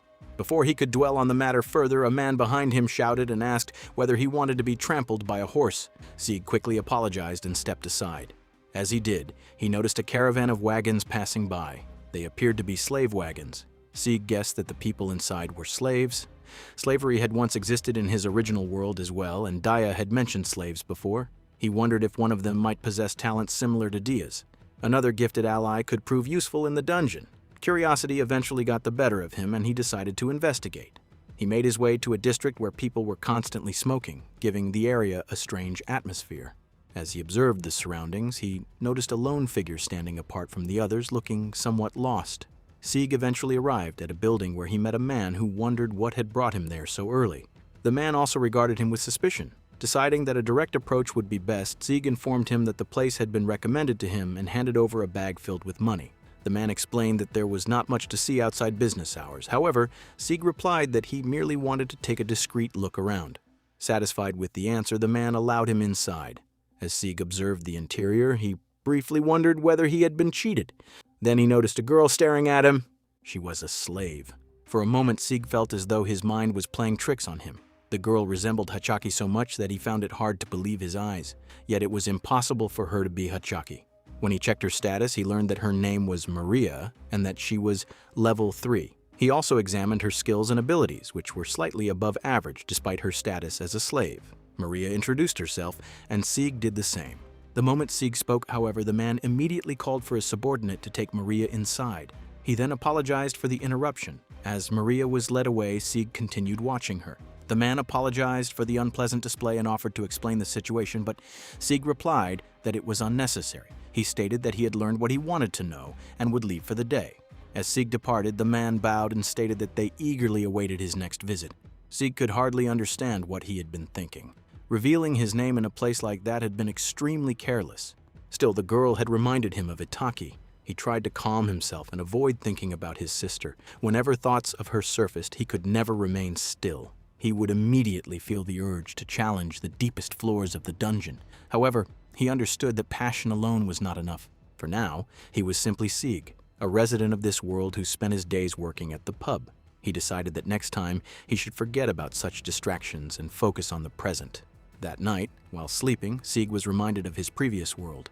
He remembered watching television and seeing a report about the isekaiheroyt, a pair of married entertainers who had been arrested on suspicion of drug possession and trafficking. The news had shocked him deeply. The memory soon blended into a strange dream. In the dream, Sieg stood before a monstrous creature and a mysterious person. The stranger attacked him while declaring that Sieg would have to overcome everything before him, but that he was not yet strong enough. After some time, Sieg awoke in fright. The dream had felt unusually vivid and unsettling. As he lay awake, he found himself wondering about the place where Hidaki had been sleeping in that dream. By the next day, Sieg went to meet Lien. She was surprised to see him there and wondered whether he was not planning to explore the dungeon. She also asked if he had forgotten that it was a holiday and that the sun celebration was taking place. Sieg agreed and thanked her for the reminder. After leaving, he finally met Dia near the church, where she had been waiting for him. Sieg wondered if he had kept her waiting for too long and apologized. Dia replied that it was fine because she had been reading a book while waiting. Surprised, Sieg asked whether it was a memoir. Dia nodded and explained that she had stumbled upon it the previous day and had become completely absorbed in it. Sieg then wondered whether she liked stories about heroes. She replied that she did and admitted that she hoped to become someone like them one day. Suddenly, Dia jumped as though she had remembered something important. She exclaimed that she had almost forgotten to tell him and proudly announced that she had reached level 6. Sieg smiled and informed her that he had also reached level 6. Dia looked surprised. Meanwhile, Sieg found himself still wondering about the meaning of classes. Dia's class was Sword Fighter, but his own class remained completely blank. He considered the possibility that this might be holding him back. Unfortunately, nobody at the pub seemed to know anything about it. Dia then explained that since she had reached level 6, she had been hoping to show him her sword skills. Sieg agreed and encouraged her to go ahead. However, before she could begin, she asked him to hear her out first. Sieg assured her that he was listening. He explained that they could start exploring the earlier floors of the dungeon together. Judging from her statistics, he knew she would be fine as long as he provided support. He also mentioned overhearing adventurers around their level discussing the 5th floor at the pub. Furthermore, he believed it would be beneficial for both of them to gain experience fighting from both the front and back lines. Upon hearing this, Dia suddenly rushed forward and hugged him, thanking him repeatedly. Sieg replied that it was nothing. He explained that he simply did not think there would be any problems up to the 5th floor and awkwardly asked her not to cling to him so tightly. Embarrassed, Dia quickly apologized and admitted that she had become overly excited. After calming down, she checked the rope that Sieg had lent her. The thought of venturing deeper into the dungeon filled her with excitement, and she could hardly contain her anticipation. As they continued exploring, Sieg and Dia eventually reached the 4th floor. While walking through the forest, Sieg informed Dia that a skyfish was hiding around the corner, approximately 12 paces ahead. Dia nodded in understanding and immediately rushed forward with her sword to attack it. However, the skyfish swiftly dodged her strike and counterattacked. Although she fought back bravely, she was clearly struggling against the creature. Sieg observed her movements and realized that her swordsmanship and technique were quite good. He was confident that she would improve with experience. Seeing an opportunity, he decided it was the perfect time to put his magic into practice. When it came to magic, Sieg believed that visualization was the key. He carefully pictured the shape of an arrow in his mind, refining every detail until the image was complete. He then called out to Dia and instructed her to fall back half a step. As soon as she did so, Sieg released an ice arrow. He focused entirely on his target, aiming precisely at a vital point. The spell flew through the air with incredible speed and struck the skyfish. The attack created an opening, allowing Dia to immediately follow up with her sword. Together, they finally brought down the monster. Dia was overjoyed that she had managed to defeat the creature with her sword. Sieg congratulated her on the achievement. She thanked him and excitedly remarked that it felt just like the adventures of the heroes from the book she had been reading. Sieg glanced at her sword and wondered whether it held special significance to her. Dia explained that the weapon had once belonged to the treasured armory of the Arrace clan. Sieg understood. Although the sword was old and worn, its blade remained remarkably sharp. Dia then suggested that they continue deeper into the dungeon. However, before they could move on, Sieg suddenly grabbed her and pulled her back. A monster had launched a surprise attack. Using his enhanced perception and calculation, Sieg analyzed the creature's movements within milliseconds. He immediately realized that Dia would not be able to assist in time. If they were going to survive, he would have to finish the battle in a single strike. As the monster charged toward them, Sieg waited for the perfect moment. The instant it entered his range, he swung his sword with precision. The blade struck true, driving the monster into a nearby tree. With one final thrust, he finished it off. After catching his breath, Sieg commented that it had been a close call and asked whether Dia was all right. She nodded and thanked him for saving her. Sieg replied that it was no big deal. However, Dia apologized, admitting that she had become so excited that she had unintentionally put him in danger. Sieg reassured her and suggested that they simply remain more alert from now on. Fortunately, he still had plenty of strength left to spare. A short while later, 3 adventurers approached them. One of them remarked that they had come dangerously close to dying back there. The moment Dia saw the group, her expression darkened with annoyance. One of the men, carrying a sword, immediately recognized her and mockingly remarked that she was the same level 1 girl they had seen before. They were the very party that had bullied her earlier. The woman accompanying them looked at the defeated monster and commented that she was surprised they had survived. She remarked that the creature was far beyond their level and that they had nearly been killed by it. They continued moving deeper into the dungeon and eventually defeated another monster. Afterward, they resumed their journey. For a while, Sieg remained unusually quiet and distant. Noticing his behavior, Dia began to worry and asked whether he was angry with her. Sieg replied that he was not angry. However, he admitted that he wished she would think more carefully before rushing into situations without considering the consequences. Hearing that, Dia lowered her head and apologized. Sieg accepted her apology and continued walking. To him, the earlier confrontation had been meaningless. There was no reason to dwell on it. They had overcome the challenge, defeated the monsters before them, and could simply move on with their lives. The situation reminded him of what had happened earlier when they had encountered the group of 3 adventurers. At the time, Dia had angrily shouted at them to shut up, insisting that she had only let her guard down for a moment during the battle. One of the men mockingly replied that she was making excuses rather casually. His comment only made Dia angrier. She demanded to know whether they wanted to fight. The man immediately shook his head and replied that picking a fight with someone weaker than them would be pathetic. He further pointed out that they were still close to the main path. Any conflict between adventurers would attract attention very quickly.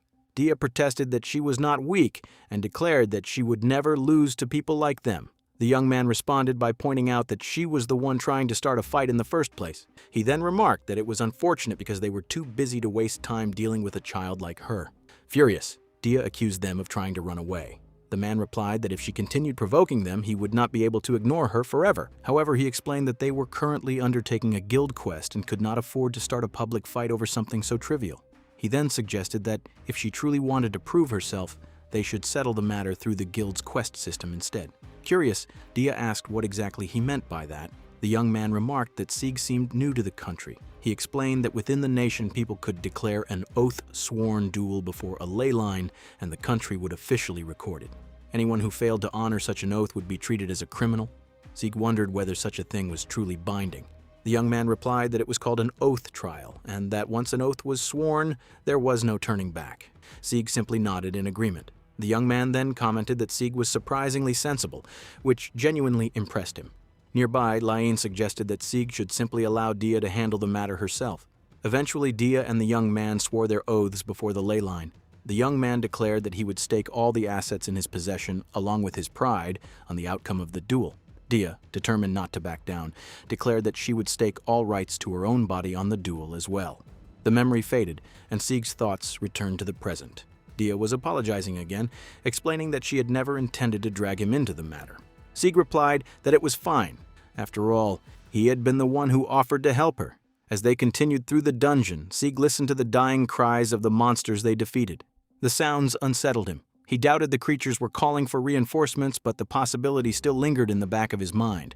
Meanwhile, Dia remained confident. She declared that she could hardly wait to prove that they were better than those 3 adventurers. Once they succeeded, the others would finally be forced to acknowledge her worth. Sieg opened his mouth to say something, but before he could respond, the scene shifted. They had arrived at the staircase chamber between the 5th and 6th floors. The 3 adventurers were already waiting there. The moment they saw Sieg and Dia, they were shocked. They stared at the 11 monster stones in disbelief and demanded to know whether Sieg was seriously claiming that the 2 of them had collected all 11.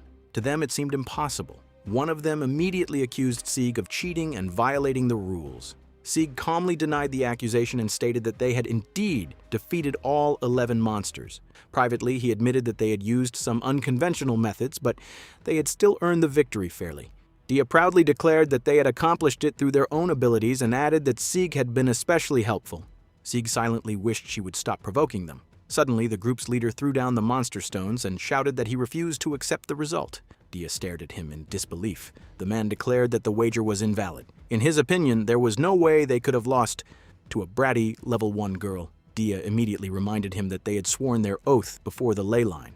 However, the woman accompanying him merely scoffed. She angrily remarked that losing access to one country was no great loss and that they could simply make their money elsewhere outside Varta. Sieg sighed and told Dia that none of it mattered.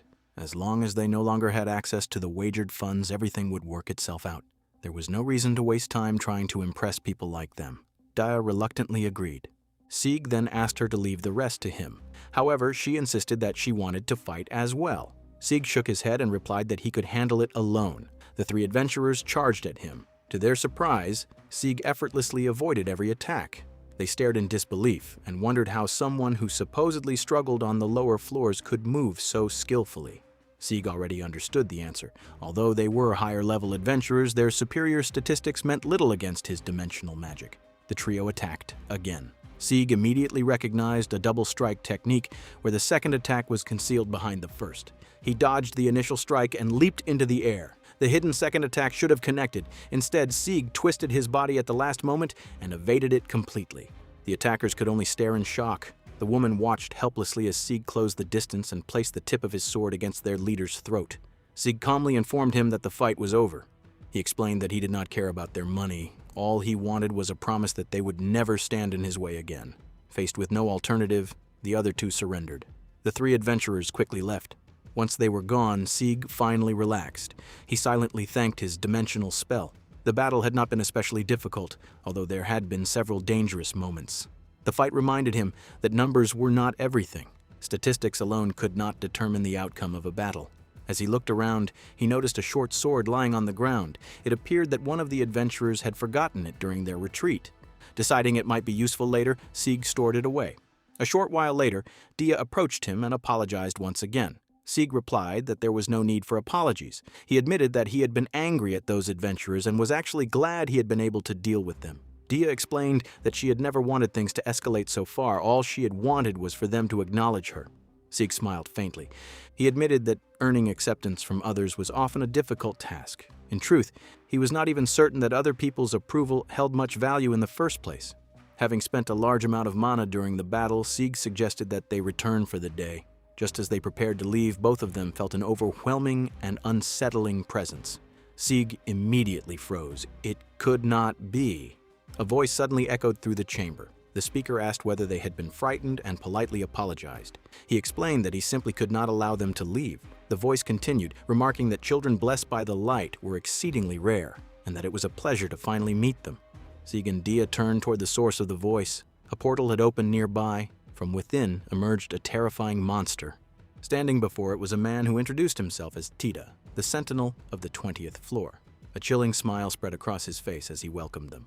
Sieg was truly shocked and wondered if it was a guardian. He then remembered Crow mentioning the role of guardians in the area. Teta remarked that he wondered why so many handshades had been dying so quickly, and imagined how surprised he had been upon arriving there. He had expected at least a party of 5, but there had only been 2 people, which had genuinely surprised him. At that moment, Sieg called out to Dia, and the 2 immediately started running to escape. However, Teta commented that they were quick-witted. Though he had not yet finished talking with them, he launched an attack, but Sieg used his dimensional magic to perceive the incoming strikes. Lifting Dia, he skillfully dodged every attack. Teta expressed his surprise, saying that it was unfortunate, and continued attacking from multiple directions. Realizing that Dia would not be able to keep up, Sieg threw her into the air so that she could escape. Although he became trapped within the barrage of attacks, he somehow managed to block them all without suffering any injuries. Dia worriedly asked whether Sieg had been hurt, but he assured her that he was fine and urged her to leave quickly. Teta remarked that he certainly had not expected them to dodge that attack and admitted that he truly could not allow them to leave now. Dia then suggested that they should stand their ground and fight with everything they had. She reasoned that they were inside a dungeon, and situations like this were bound to happen. Sieg was surprised by her determination. Teta stated that he understood their predicament and commented that they were both very admirable youngsters. He added that not only were they exceptionally talented, but they also possessed lovely faces that strongly resembled the heroes of her. The resemblance was remarkably close. The lady agreed, commenting that she could see the resemblance as well. Sieg asked Teta to wait a moment, but when he addressed him as Sir, Teta immediately told him not to do so, reminding him that he was still a monster. Sieg explained that they had not been seeking a trial, but Teta replied that he understood they had no desire to fight. However, according to the world's unwritten rule, whenever humans and monsters crossed paths, a battle was inevitable. Sieg realized that Teta had no intention of letting them leave peacefully. Teta then pointed out that a 2-against-2 battle was not what he wanted. For a proper boss battle, it had to be one-on-one or nothing at all. Following the floor order strictly, Alti would be the first opponent. Alti immediately told him to forget about her. She stated that she would pass on the opportunity, as she still had matters to attend to in the world, though it would not take long for all uncertainties to be resolved. Teta agreed, and in that case, requested that she simply keep the chamber sealed. Alti agreed and sealed the chamber, making it difficult for Sieg and Dia to escape. She explained that the chamber was situated directly above a ley line, so the seal would not hold for very long. Teta thanked her, and shortly afterward she disappeared. Sieg felt relieved that they had at least managed to avoid a 2-against-2 battle. However, the exit had already been sealed. Teta then explained that the chamber was merely a temporary room on his floor, the 20th floor. He apologized for its hasty construction, joking that he had been away on a work trip, so to speak. He then told them to consider the sealed space as the 20th floor itself. Finally, he declared that it was time for them to undertake the Vesimal trial. Finally, Teta stood before Sieg. Sieg immediately realized that the difference in their levels was obvious. A direct confrontation would never work. The only way low-level fighters like them could defeat someone like Teta was through surprise attacks and careful coordination. Sieg activated his eyes, and Dia asked what they should do next. Sieg told her that he would create an opening and that she should attack when the opportunity presented itself. Teta laughed and asked whether they were really discussing strategy in front of him. If that was the case, he declared that he would make the first move. In an instant, he launched an attack toward Dia. However, Sieg stepped in and blocked it. Teta remarked that he knew Sieg would be able to see him coming. Sieg understood that he had barely managed to react in time thanks to his dimensional spell. Even then, he had only just been fast enough. He knew he could not allow Teta to keep them on the defensive. Sieg immediately counterattacked, forcing Teta to take a step back. Teta looked surprised and wondered when Sieg had even prepared such an attack. As Sieg continued pressing forward, Teta cheerfully commented that he was glad Sieg had finally decided to fight seriously. However, he compared Sieg's ice sword to a single piece of ice in a room full of fire. With little effort, Teta shattered the weapon. The sight left Dia worried. Teta attacked once more and asked whether that was all Sieg had. He challenged Sieg to show him more of his power. Using his space magic, Sieg narrowly dodged the incoming attacks. Teta observed that all Sieg seemed capable of doing was evading. Suddenly, Sieg landed a strike on him. To Sieg's surprise, the attack appeared to do nothing. Teta casually remarked that it had been a fine counterattack. Sieg then created ice across the ground. Teta assumed that Sieg was attempting to form another ice sword, but Sieg had a different plan. Without warning, countless ice needles erupted from the ground and shot toward Teta's body. Teta was genuinely surprised. Laughing, he asked whether Sieg was trying to imitate him. He admitted that it was amusing to see Sieg throw his own techniques back at him. At that very moment, Dia released a powerful flame arrow. Teta immediately realized that the ice sword had merely been a distraction. A massive explosion engulfed the area. Dia smiled excitedly, believing that their plan had worked perfectly. Sieg stared at the smoke and debris, wondering if they had actually defeated Teta. He knew that if the attack had failed, they would have had no chance of survival. Then Sieg noticed a small piece of Teta's body attached to him. His shock. It began laughing. The fragment wondered aloud whether half of his body had just been blown away and praised Sieg's partner for being truly remarkable. Dia stared in disbelief. Sieg wondered whether Teta was somehow inside him. Teta then admitted that they had outmatched him in terms of speed and skill. However, he declared that it was time for him to fight back using magic. As the mouth-like fragment continued speaking, Sieg immediately told Dia to destroy it. Before she could act, the wailing lamp gloom activated. Darkness instantly swallowed the surroundings. Sieg could hear movement nearby and wondered whether he was the only one who had been blinded. Teta explained that he had taken the liberty of stealing Sieg's vision. He revealed that he was known as the Thief of Darkness Essence, not merely because he controlled darkness, but because he possessed a unique talent for manipulating the mind itself. He explained that anyone who touched him risked having their senses and thoughts disrupted. Sieg was shocked. Quickly, he opened his menu and tried to understand what was happening. Teta pointed out that Sieg had touched him several times during the battle. At the same time, Dia stood nearby and apologized, saying that she had been unable to burn the darkness away. Sieg attempted to rely on his space skill, but even with it, he could barely perceive anything around him. The situation was becoming increasingly dangerous. Teta's voice echoed through the darkness once more as he calmly announced that it was time for round 2. Sieg realized the situation was becoming increasingly dire. Even with his dimensional spell, he could barely make out Teta's movements. He wondered how he was supposed to defend himself against someone like him. Suddenly, Sieg slashed his sword through the air. As he did, his vision gradually returned to normal. Without wasting a moment, he rushed toward Teta. Teta commented that the attack was rather lackluster. He observed that Sieg's swings lacked precision and that his movements were dull and predictable. A moment later, Teta launched another attack. Sieg sensed that a strike was coming. He tried to determine whether it would be a thrust or a slash, but he quickly realized it was neither. Instead, Teta delivered a powerful body blow that sent him flying across the chamber. Dia immediately called out, worriedly asking whether Sieg was all right. Sieg coughed up blood. Seeing that, Dia became even more concerned. Sieg knew he needed to get back on his feet immediately. Dia wondered whether Teta had done something to him. Teta attacked once again. This time, he repeatedly struck Sieg before using Black Knight's palsy on him. Almost instantly, Sieg found himself unable to move his body. He could not understand how everything had ended up this way. What had started as a simple dungeon exploration had somehow turned into a desperate struggle for survival. After a while, Sieg let out a loud scream. He shouted for everyone to stay back and complained that it was unfair. He questioned why he had to die there. Dia could only watch helplessly. Teta turned to her and asked whether she had also been affected by fear. He admitted that he had held high hopes for Sieg's talent, but Sieg's spirit had proven disappointingly weak. Dia remained standing and demanded to know what Teta had done to him. Teta calmly explained that he had merely applied emotional pressure. According to him, Sieg lacked the resolve necessary to face death. If someone entered a dungeon knowing that they might die, they needed the determination to do whatever was necessary to survive and return alive. He continued speaking about the importance of conviction and the will to choose one's own path. Those who could see through his manipulation would endure, while those who could not would eventually lose their will to fight, just as Sieg appeared to have done. As Sieg listened, he felt anger building inside him. He thought about Teta's words and questioned how he was supposed to possess such unwavering resolve. After all, he had been thrown into a strange and unfamiliar world against his will. Then he remembered the day Dia had first invited him to explore a dungeon. The memory ignited something within him. His anger surged. At that moment, he gained the confusion resistance skill, which immediately helped stabilize his mental state. Teta appeared bored and suggested that they finish things. Dia stepped forward and launched an attack, warning him to stay away from Sieg.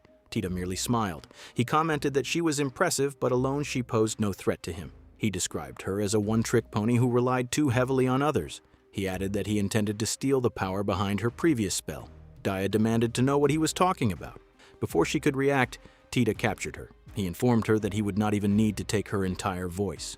As his power took effect, Dia found herself unable to speak.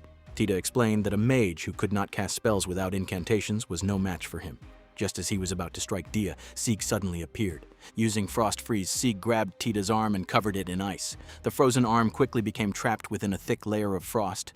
Dia stared in surprise. Sieg struggled to maintain the spell and apologized, saying that everything that had happened was his fault. However, Dia immediately denied it and asked whether he was all right. Sieg replied that he was doing much better than before. To Teta's surprise, the frozen arm was not regenerating. Then Teta suddenly burst into laughter. He wondered how Sieg had managed to break free from his influence and return to the battle so quickly. Teta admitted that Sieg's growth was truly remarkable and that watching it unfold was a sight to behold.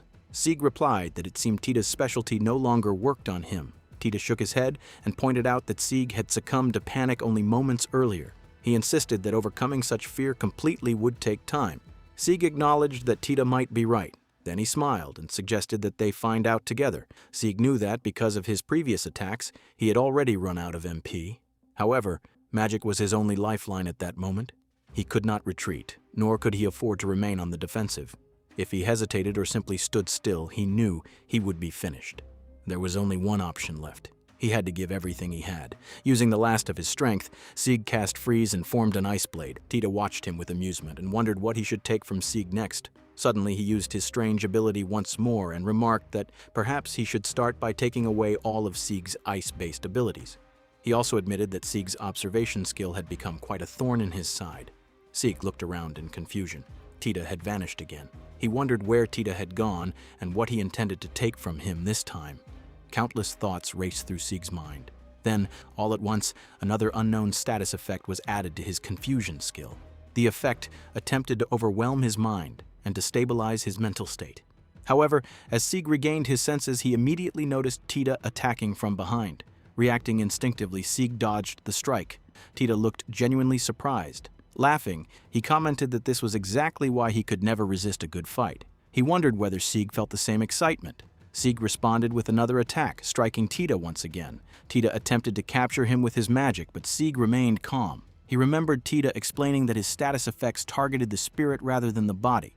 If Sieg could keep pushing forward and maintain control of his mind, the effects might not work properly. Teta's expression shifted slightly. To his surprise, his magic was no longer affecting Sieg as expected. Although he admitted it was unfortunate, he remarked that he had become accustomed to people eventually resisting his abilities. Sieg smirked and told him to stop acting so tough. After all, Teta had not even managed to recover his frozen arm yet. Teta smiled and remarked that they would soon see what happened next. Dia was becoming increasingly worried about Sieg. Meanwhile, Sieg noticed something strange. Teta appeared to be bluffing. Even the ball of fire surrounding him seemed weaker than before. The portion of Teta's body that Sieg had frozen was slowing him down considerably. Sieg quickly pieced things together. If he could continue resisting the status effects and maintain control of his mind, he might actually be able to defeat Teta. However, Teta remained confident. He stated that he knew Sieg would not be able to hold out forever. According to him, Sieg's resistance seemed limited to a specific type of magic and would not protect him from everything. Sieg opened his menu and checked the status effect called Uplift. As he continued exchanging blows with Teta, the monster declared that he would not give Sieg the time he needed to calm himself. Sieg felt increasingly uneasy. He wondered why the status effects were not disappearing. He could not even tell whether they were beneficial or harmful. There was still far too much that he did not understand. Teta nearly landed another strike before laughing. He commented that the fire burning in Sieg's eyes was exactly what he loved to see. He called it marvelous and claimed that fighting until complete exhaustion was what made life worth living. Then he spread his arms and declared that they should bring the deathmatch to its conclusion. According to him, a true battle should continue until death separated the combatants. Sieg could not understand how anyone could possibly enjoy something like that. Suddenly, Dia shouted for Sieg to stop. She warned him that he was playing directly into Teta's hands. However, Sieg ignored her warning and told her to be quiet. He insisted that Teta was the one falling into his trap. He believed that if the battle continued, he would eventually gain the upper hand and defeat him. Moments later, Sieg slashed at Teta's hand. As he observed it more closely, he noticed something unusual. The hand seemed to be acting as a core. Sieg realized that if he could destroy it, Teta might be defeated as well. Seeing an opportunity, Sieg launched another strike, but Teta suddenly stopped him. With a grin, he revealed that it had only been a decoy. Before Sieg could react, Teta counterattacked and swung his blade toward him.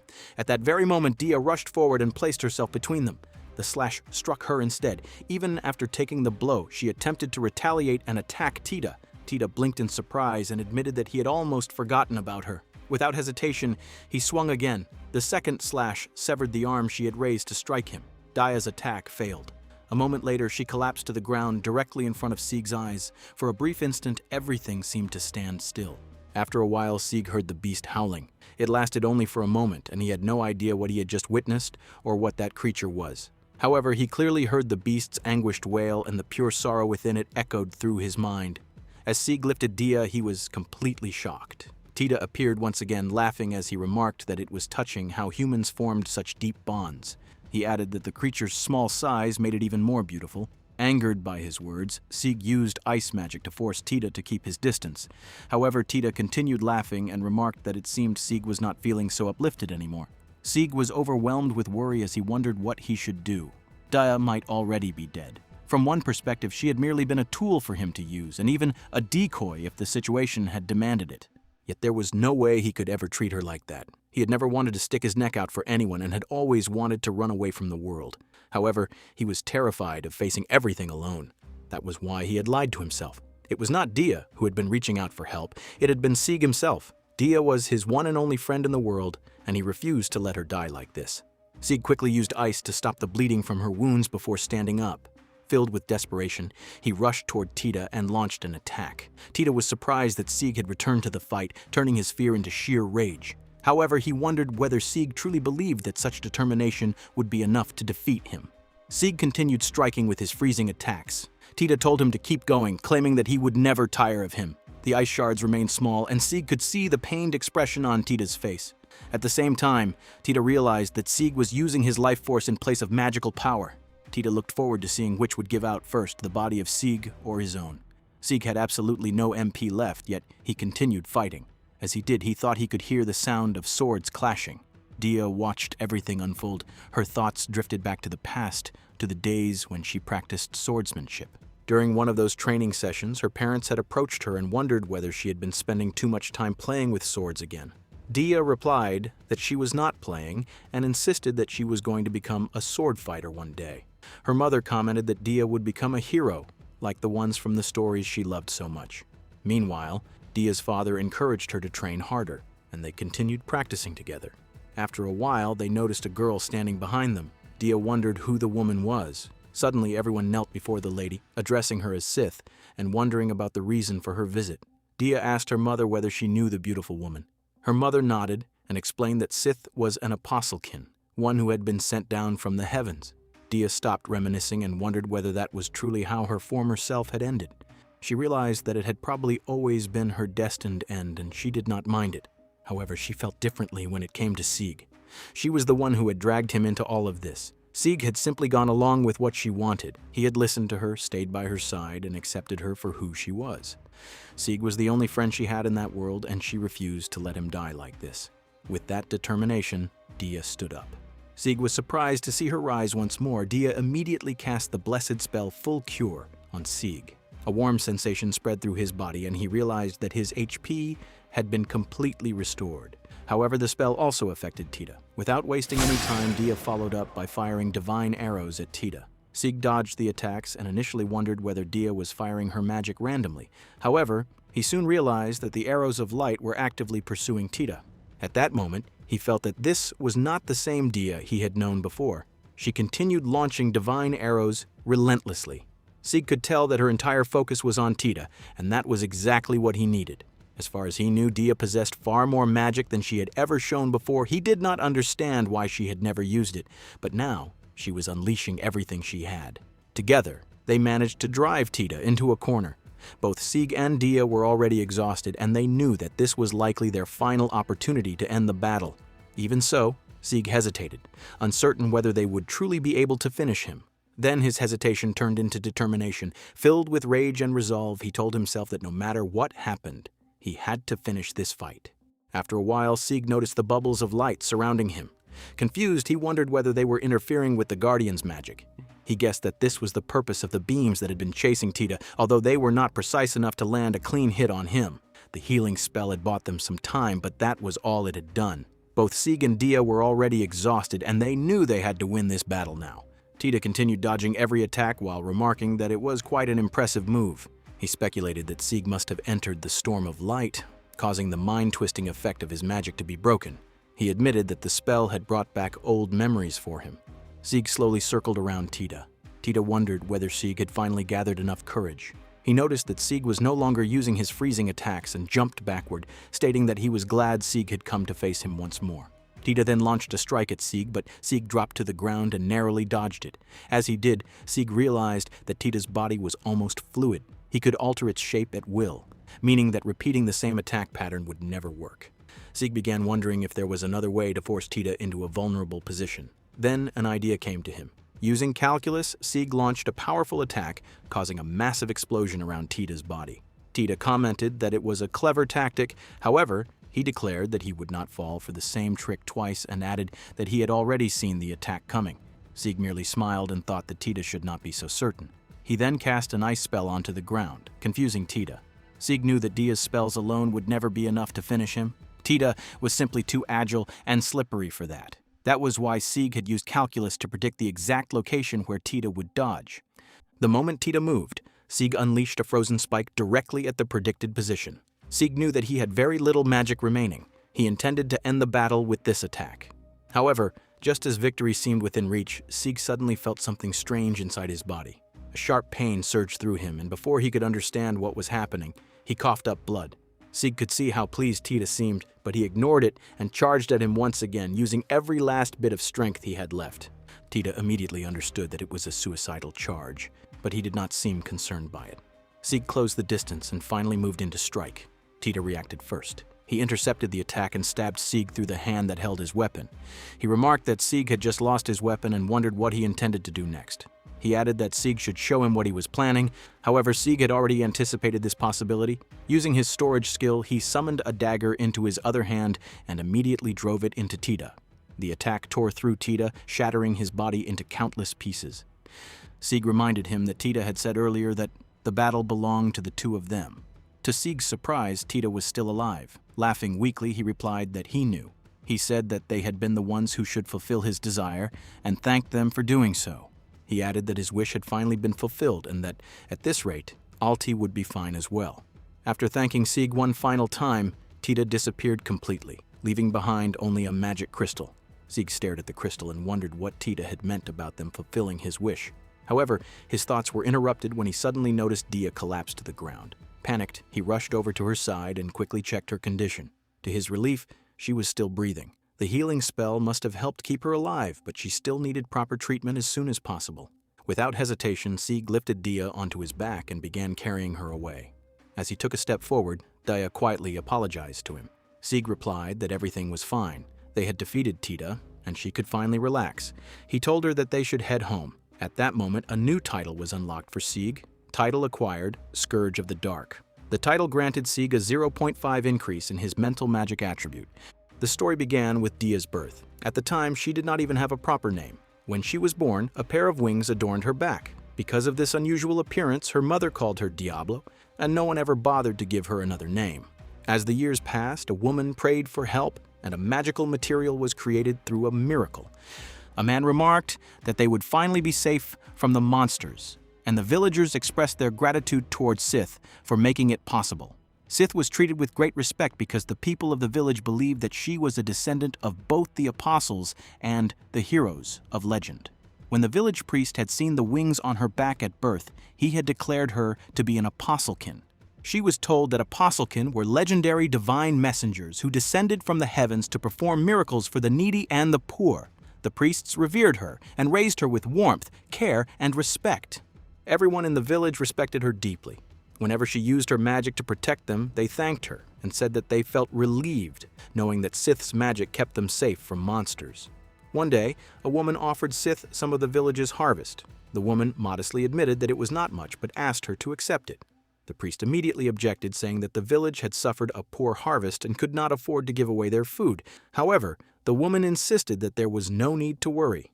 She believed that everything would be all right as long as Sith remained by their side. Although Sith hesitated, she continued carrying out her duties as an apostlekin. Under the guidance of the priests, she learned holy magic and perfected her spellcasting abilities. She could heal even the gravely injured, and her powers seemed nothing short of miraculous. As time passed, people became so awed by her abilities that they could barely look her in the eyes. Whenever she appeared before them, they would bow their heads in reverence. One day, several villagers approached her with a request. They pleaded with her to show kindness and warmth to a man who had come seeking her help. That night, Sith reluctantly agreed. By then, news of her miraculous powers had spread far beyond the borders of her homeland. Stories of her abilities reached neighboring nations, and eventually even the rulers of foreign countries turned their attention toward her. What had begun as admiration was slowly becoming something far more dangerous. Sith was eventually summoned to speak with the prince. Later, she also spoke with the priest, who informed her that the royal family wished to appoint her as the country's priestess of honor. The priest apologized and explained that due to the recent crop failures and the hardships faced by the village, they could not afford to refuse the kingdom's request. Sith understood what kind of honor was being offered to her, but she also realized that it came with no clear purpose or direction. The priest assured her that Dia's parents would be incredibly proud of what she had achieved. After that, Sith devoted herself entirely to using her powers. She traveled from place to place, answering every call for a miracle. Whenever people prayed for salvation, she would spread her radiant wings of light and heal their wounds. Over time, her miracles became famous throughout the land. However, what had once been an act of compassion gradually turned into a spectacle. Wealthy families invited her to display her powers, while curious nobles watched in amazement as she performed miracles before them. She was also frequently called upon to offer blessings and prayers for kings and rulers. As the years passed, Sith found herself moving from one request to another without pause. Eventually, she lost sight of the purpose she once held as an apostlekin. The ideals that had guided her began to fade, and before she realized it, she no longer knew what she truly wanted to do with her life.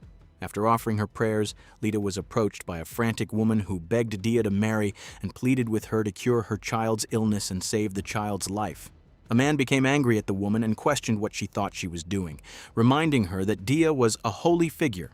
However, Sith went to the woman and healed her child. The child soon woke up and asked what had happened. Overjoyed, the woman repeatedly thanked Sith for saving her child. Later, Sith requested permission from the authorities to visit her hometown. When she arrived, she saw that the village was as lively and cheerful as ever, which made her happy. She walked near her parents' house and wondered whether she should go a little closer. As she observed the surroundings, she noticed a man but could not recognize him. Everything around her seemed peaceful. At that moment, Lita thought about her childhood. She had always loved fairy tales and had dreamed of becoming a cool sword fighter one day. However, everyone had encouraged her to learn magic instead. Since the apostle had used holy magic to help her, she had devoted herself to studying magic, working hard, and growing into a respectable adult. When she finally met her parents, who were also Dia's parents, they immediately bowed before her to show their respect. Lita wanted to reveal the truth about herself to them, but her mother declared that Dia was an apostle sent from heaven. Hearing this, Lita burst into tears and insisted that she was not an apostle and did not care about such titles. All she wanted was for them to call her by her name. As she turned to leave, her mother begged for forgiveness and asked if she could hug Dia. However, Dia flew into the sky, thinking that all she had ever wanted was for someone to treat her normally.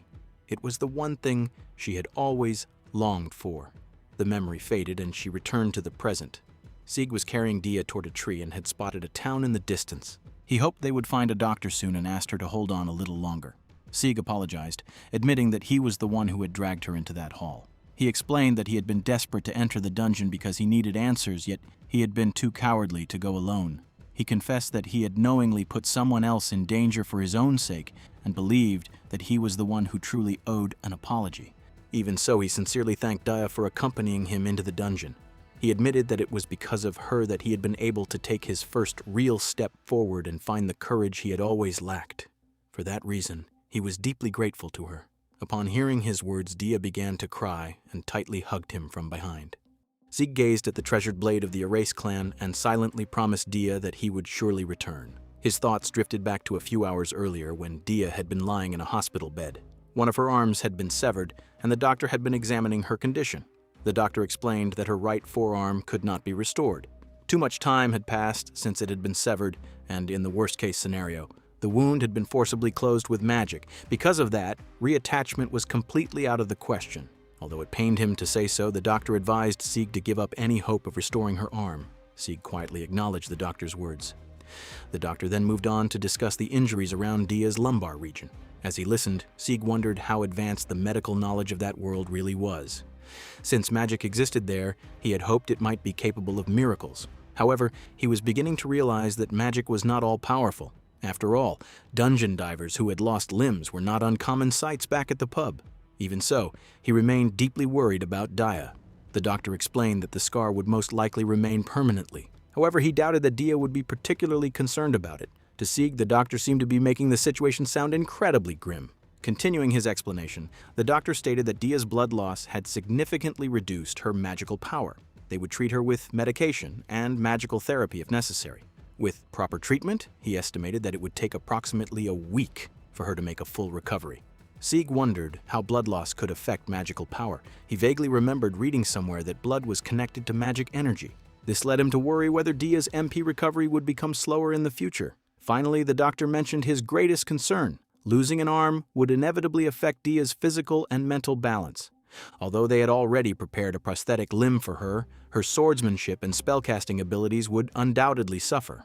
The doctor believed that such a loss would be a tremendous shock for a dungeon diver like Dia, and it might force her to reconsider her future plans. Sieg quietly expressed his understanding. The doctor then asked whether Sieg himself was doing all right, noting that he must also be enduring considerable pain.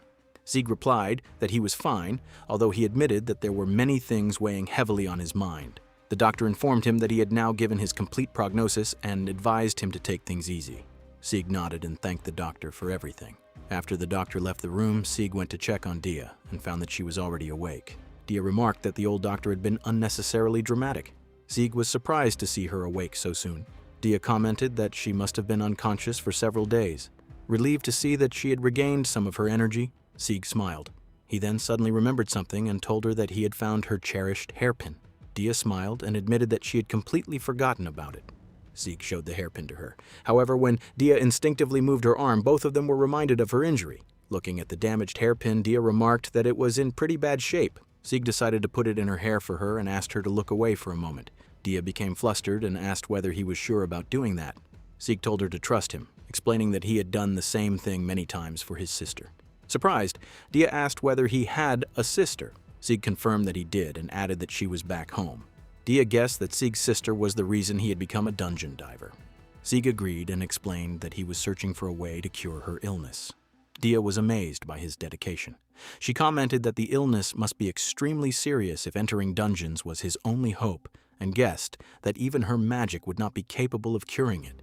Sieg silently agreed, thinking that if magic had existed in his own world, things might have been very different. A moment later, Dia cast full cure on herself and smiled. She then apologized for having hidden her powers from him. Sieg replied that it was fine. He admitted that her abilities had surprised him, but he understood that she must have had her own reasons for keeping them secret. Dia responded that her reasons had actually been rather foolish. Before she could finish, Sieg interrupted and told her that it was thanks to her that he was still alive. He added that he did not mind if she only used those powers in desperate situations and suggested that she could return to living as she had before. However, Dia shook her head and declared that things would be different from now on. She said that she would use her powers without hesitation and that she had already made up her mind. Sieg was surprised by her sudden determination. Dia quickly told him not to misunderstand her. She insisted that her decision had nothing to do with losing her arm. Sieg accepted her explanation. She continued by saying that she had chosen the life of a dungeon diver and had always been prepared for injuries and risks like this. Because of that, she asked him not to worry about her too much. Otherwise, she would only end up feeling guilty herself. Sieg pointed out that it had been her dominant arm and wondered how the loss would affect her swordsmanship. Dia calmly replied that it would be fine. She explained that she could continue moving forward even without a sword. Besides, she still possessed her holy magic. She then smiled and added that perhaps this was the perfect opportunity for her to focus entirely on magic from now on. Sieg was surprised by what he had just heard. Dia seemed ready to give up swordsmanship so easily despite having dedicated so much of her life to it. At the same time, she had also decided to embrace the holy magic she had been suppressing for so long. He wondered if this was what the doctor had meant when he spoke about her mental and physical equilibrium. Even so, the sudden shift in her attitude felt rather drastic. Dia remarked that it would take some time before she was fit to fight again. Therefore, she considered it the perfect opportunity to rethink her fighting style and decide how she wanted to move forward. Sieg nodded and said that if that was how she felt, then there was something else he should mention. He informed her that all of the hospital expenses had already been paid and assured her that she did not need to worry about them. He then remembered something else and explained that he had sold Teta's magic gem for an enormous amount of money.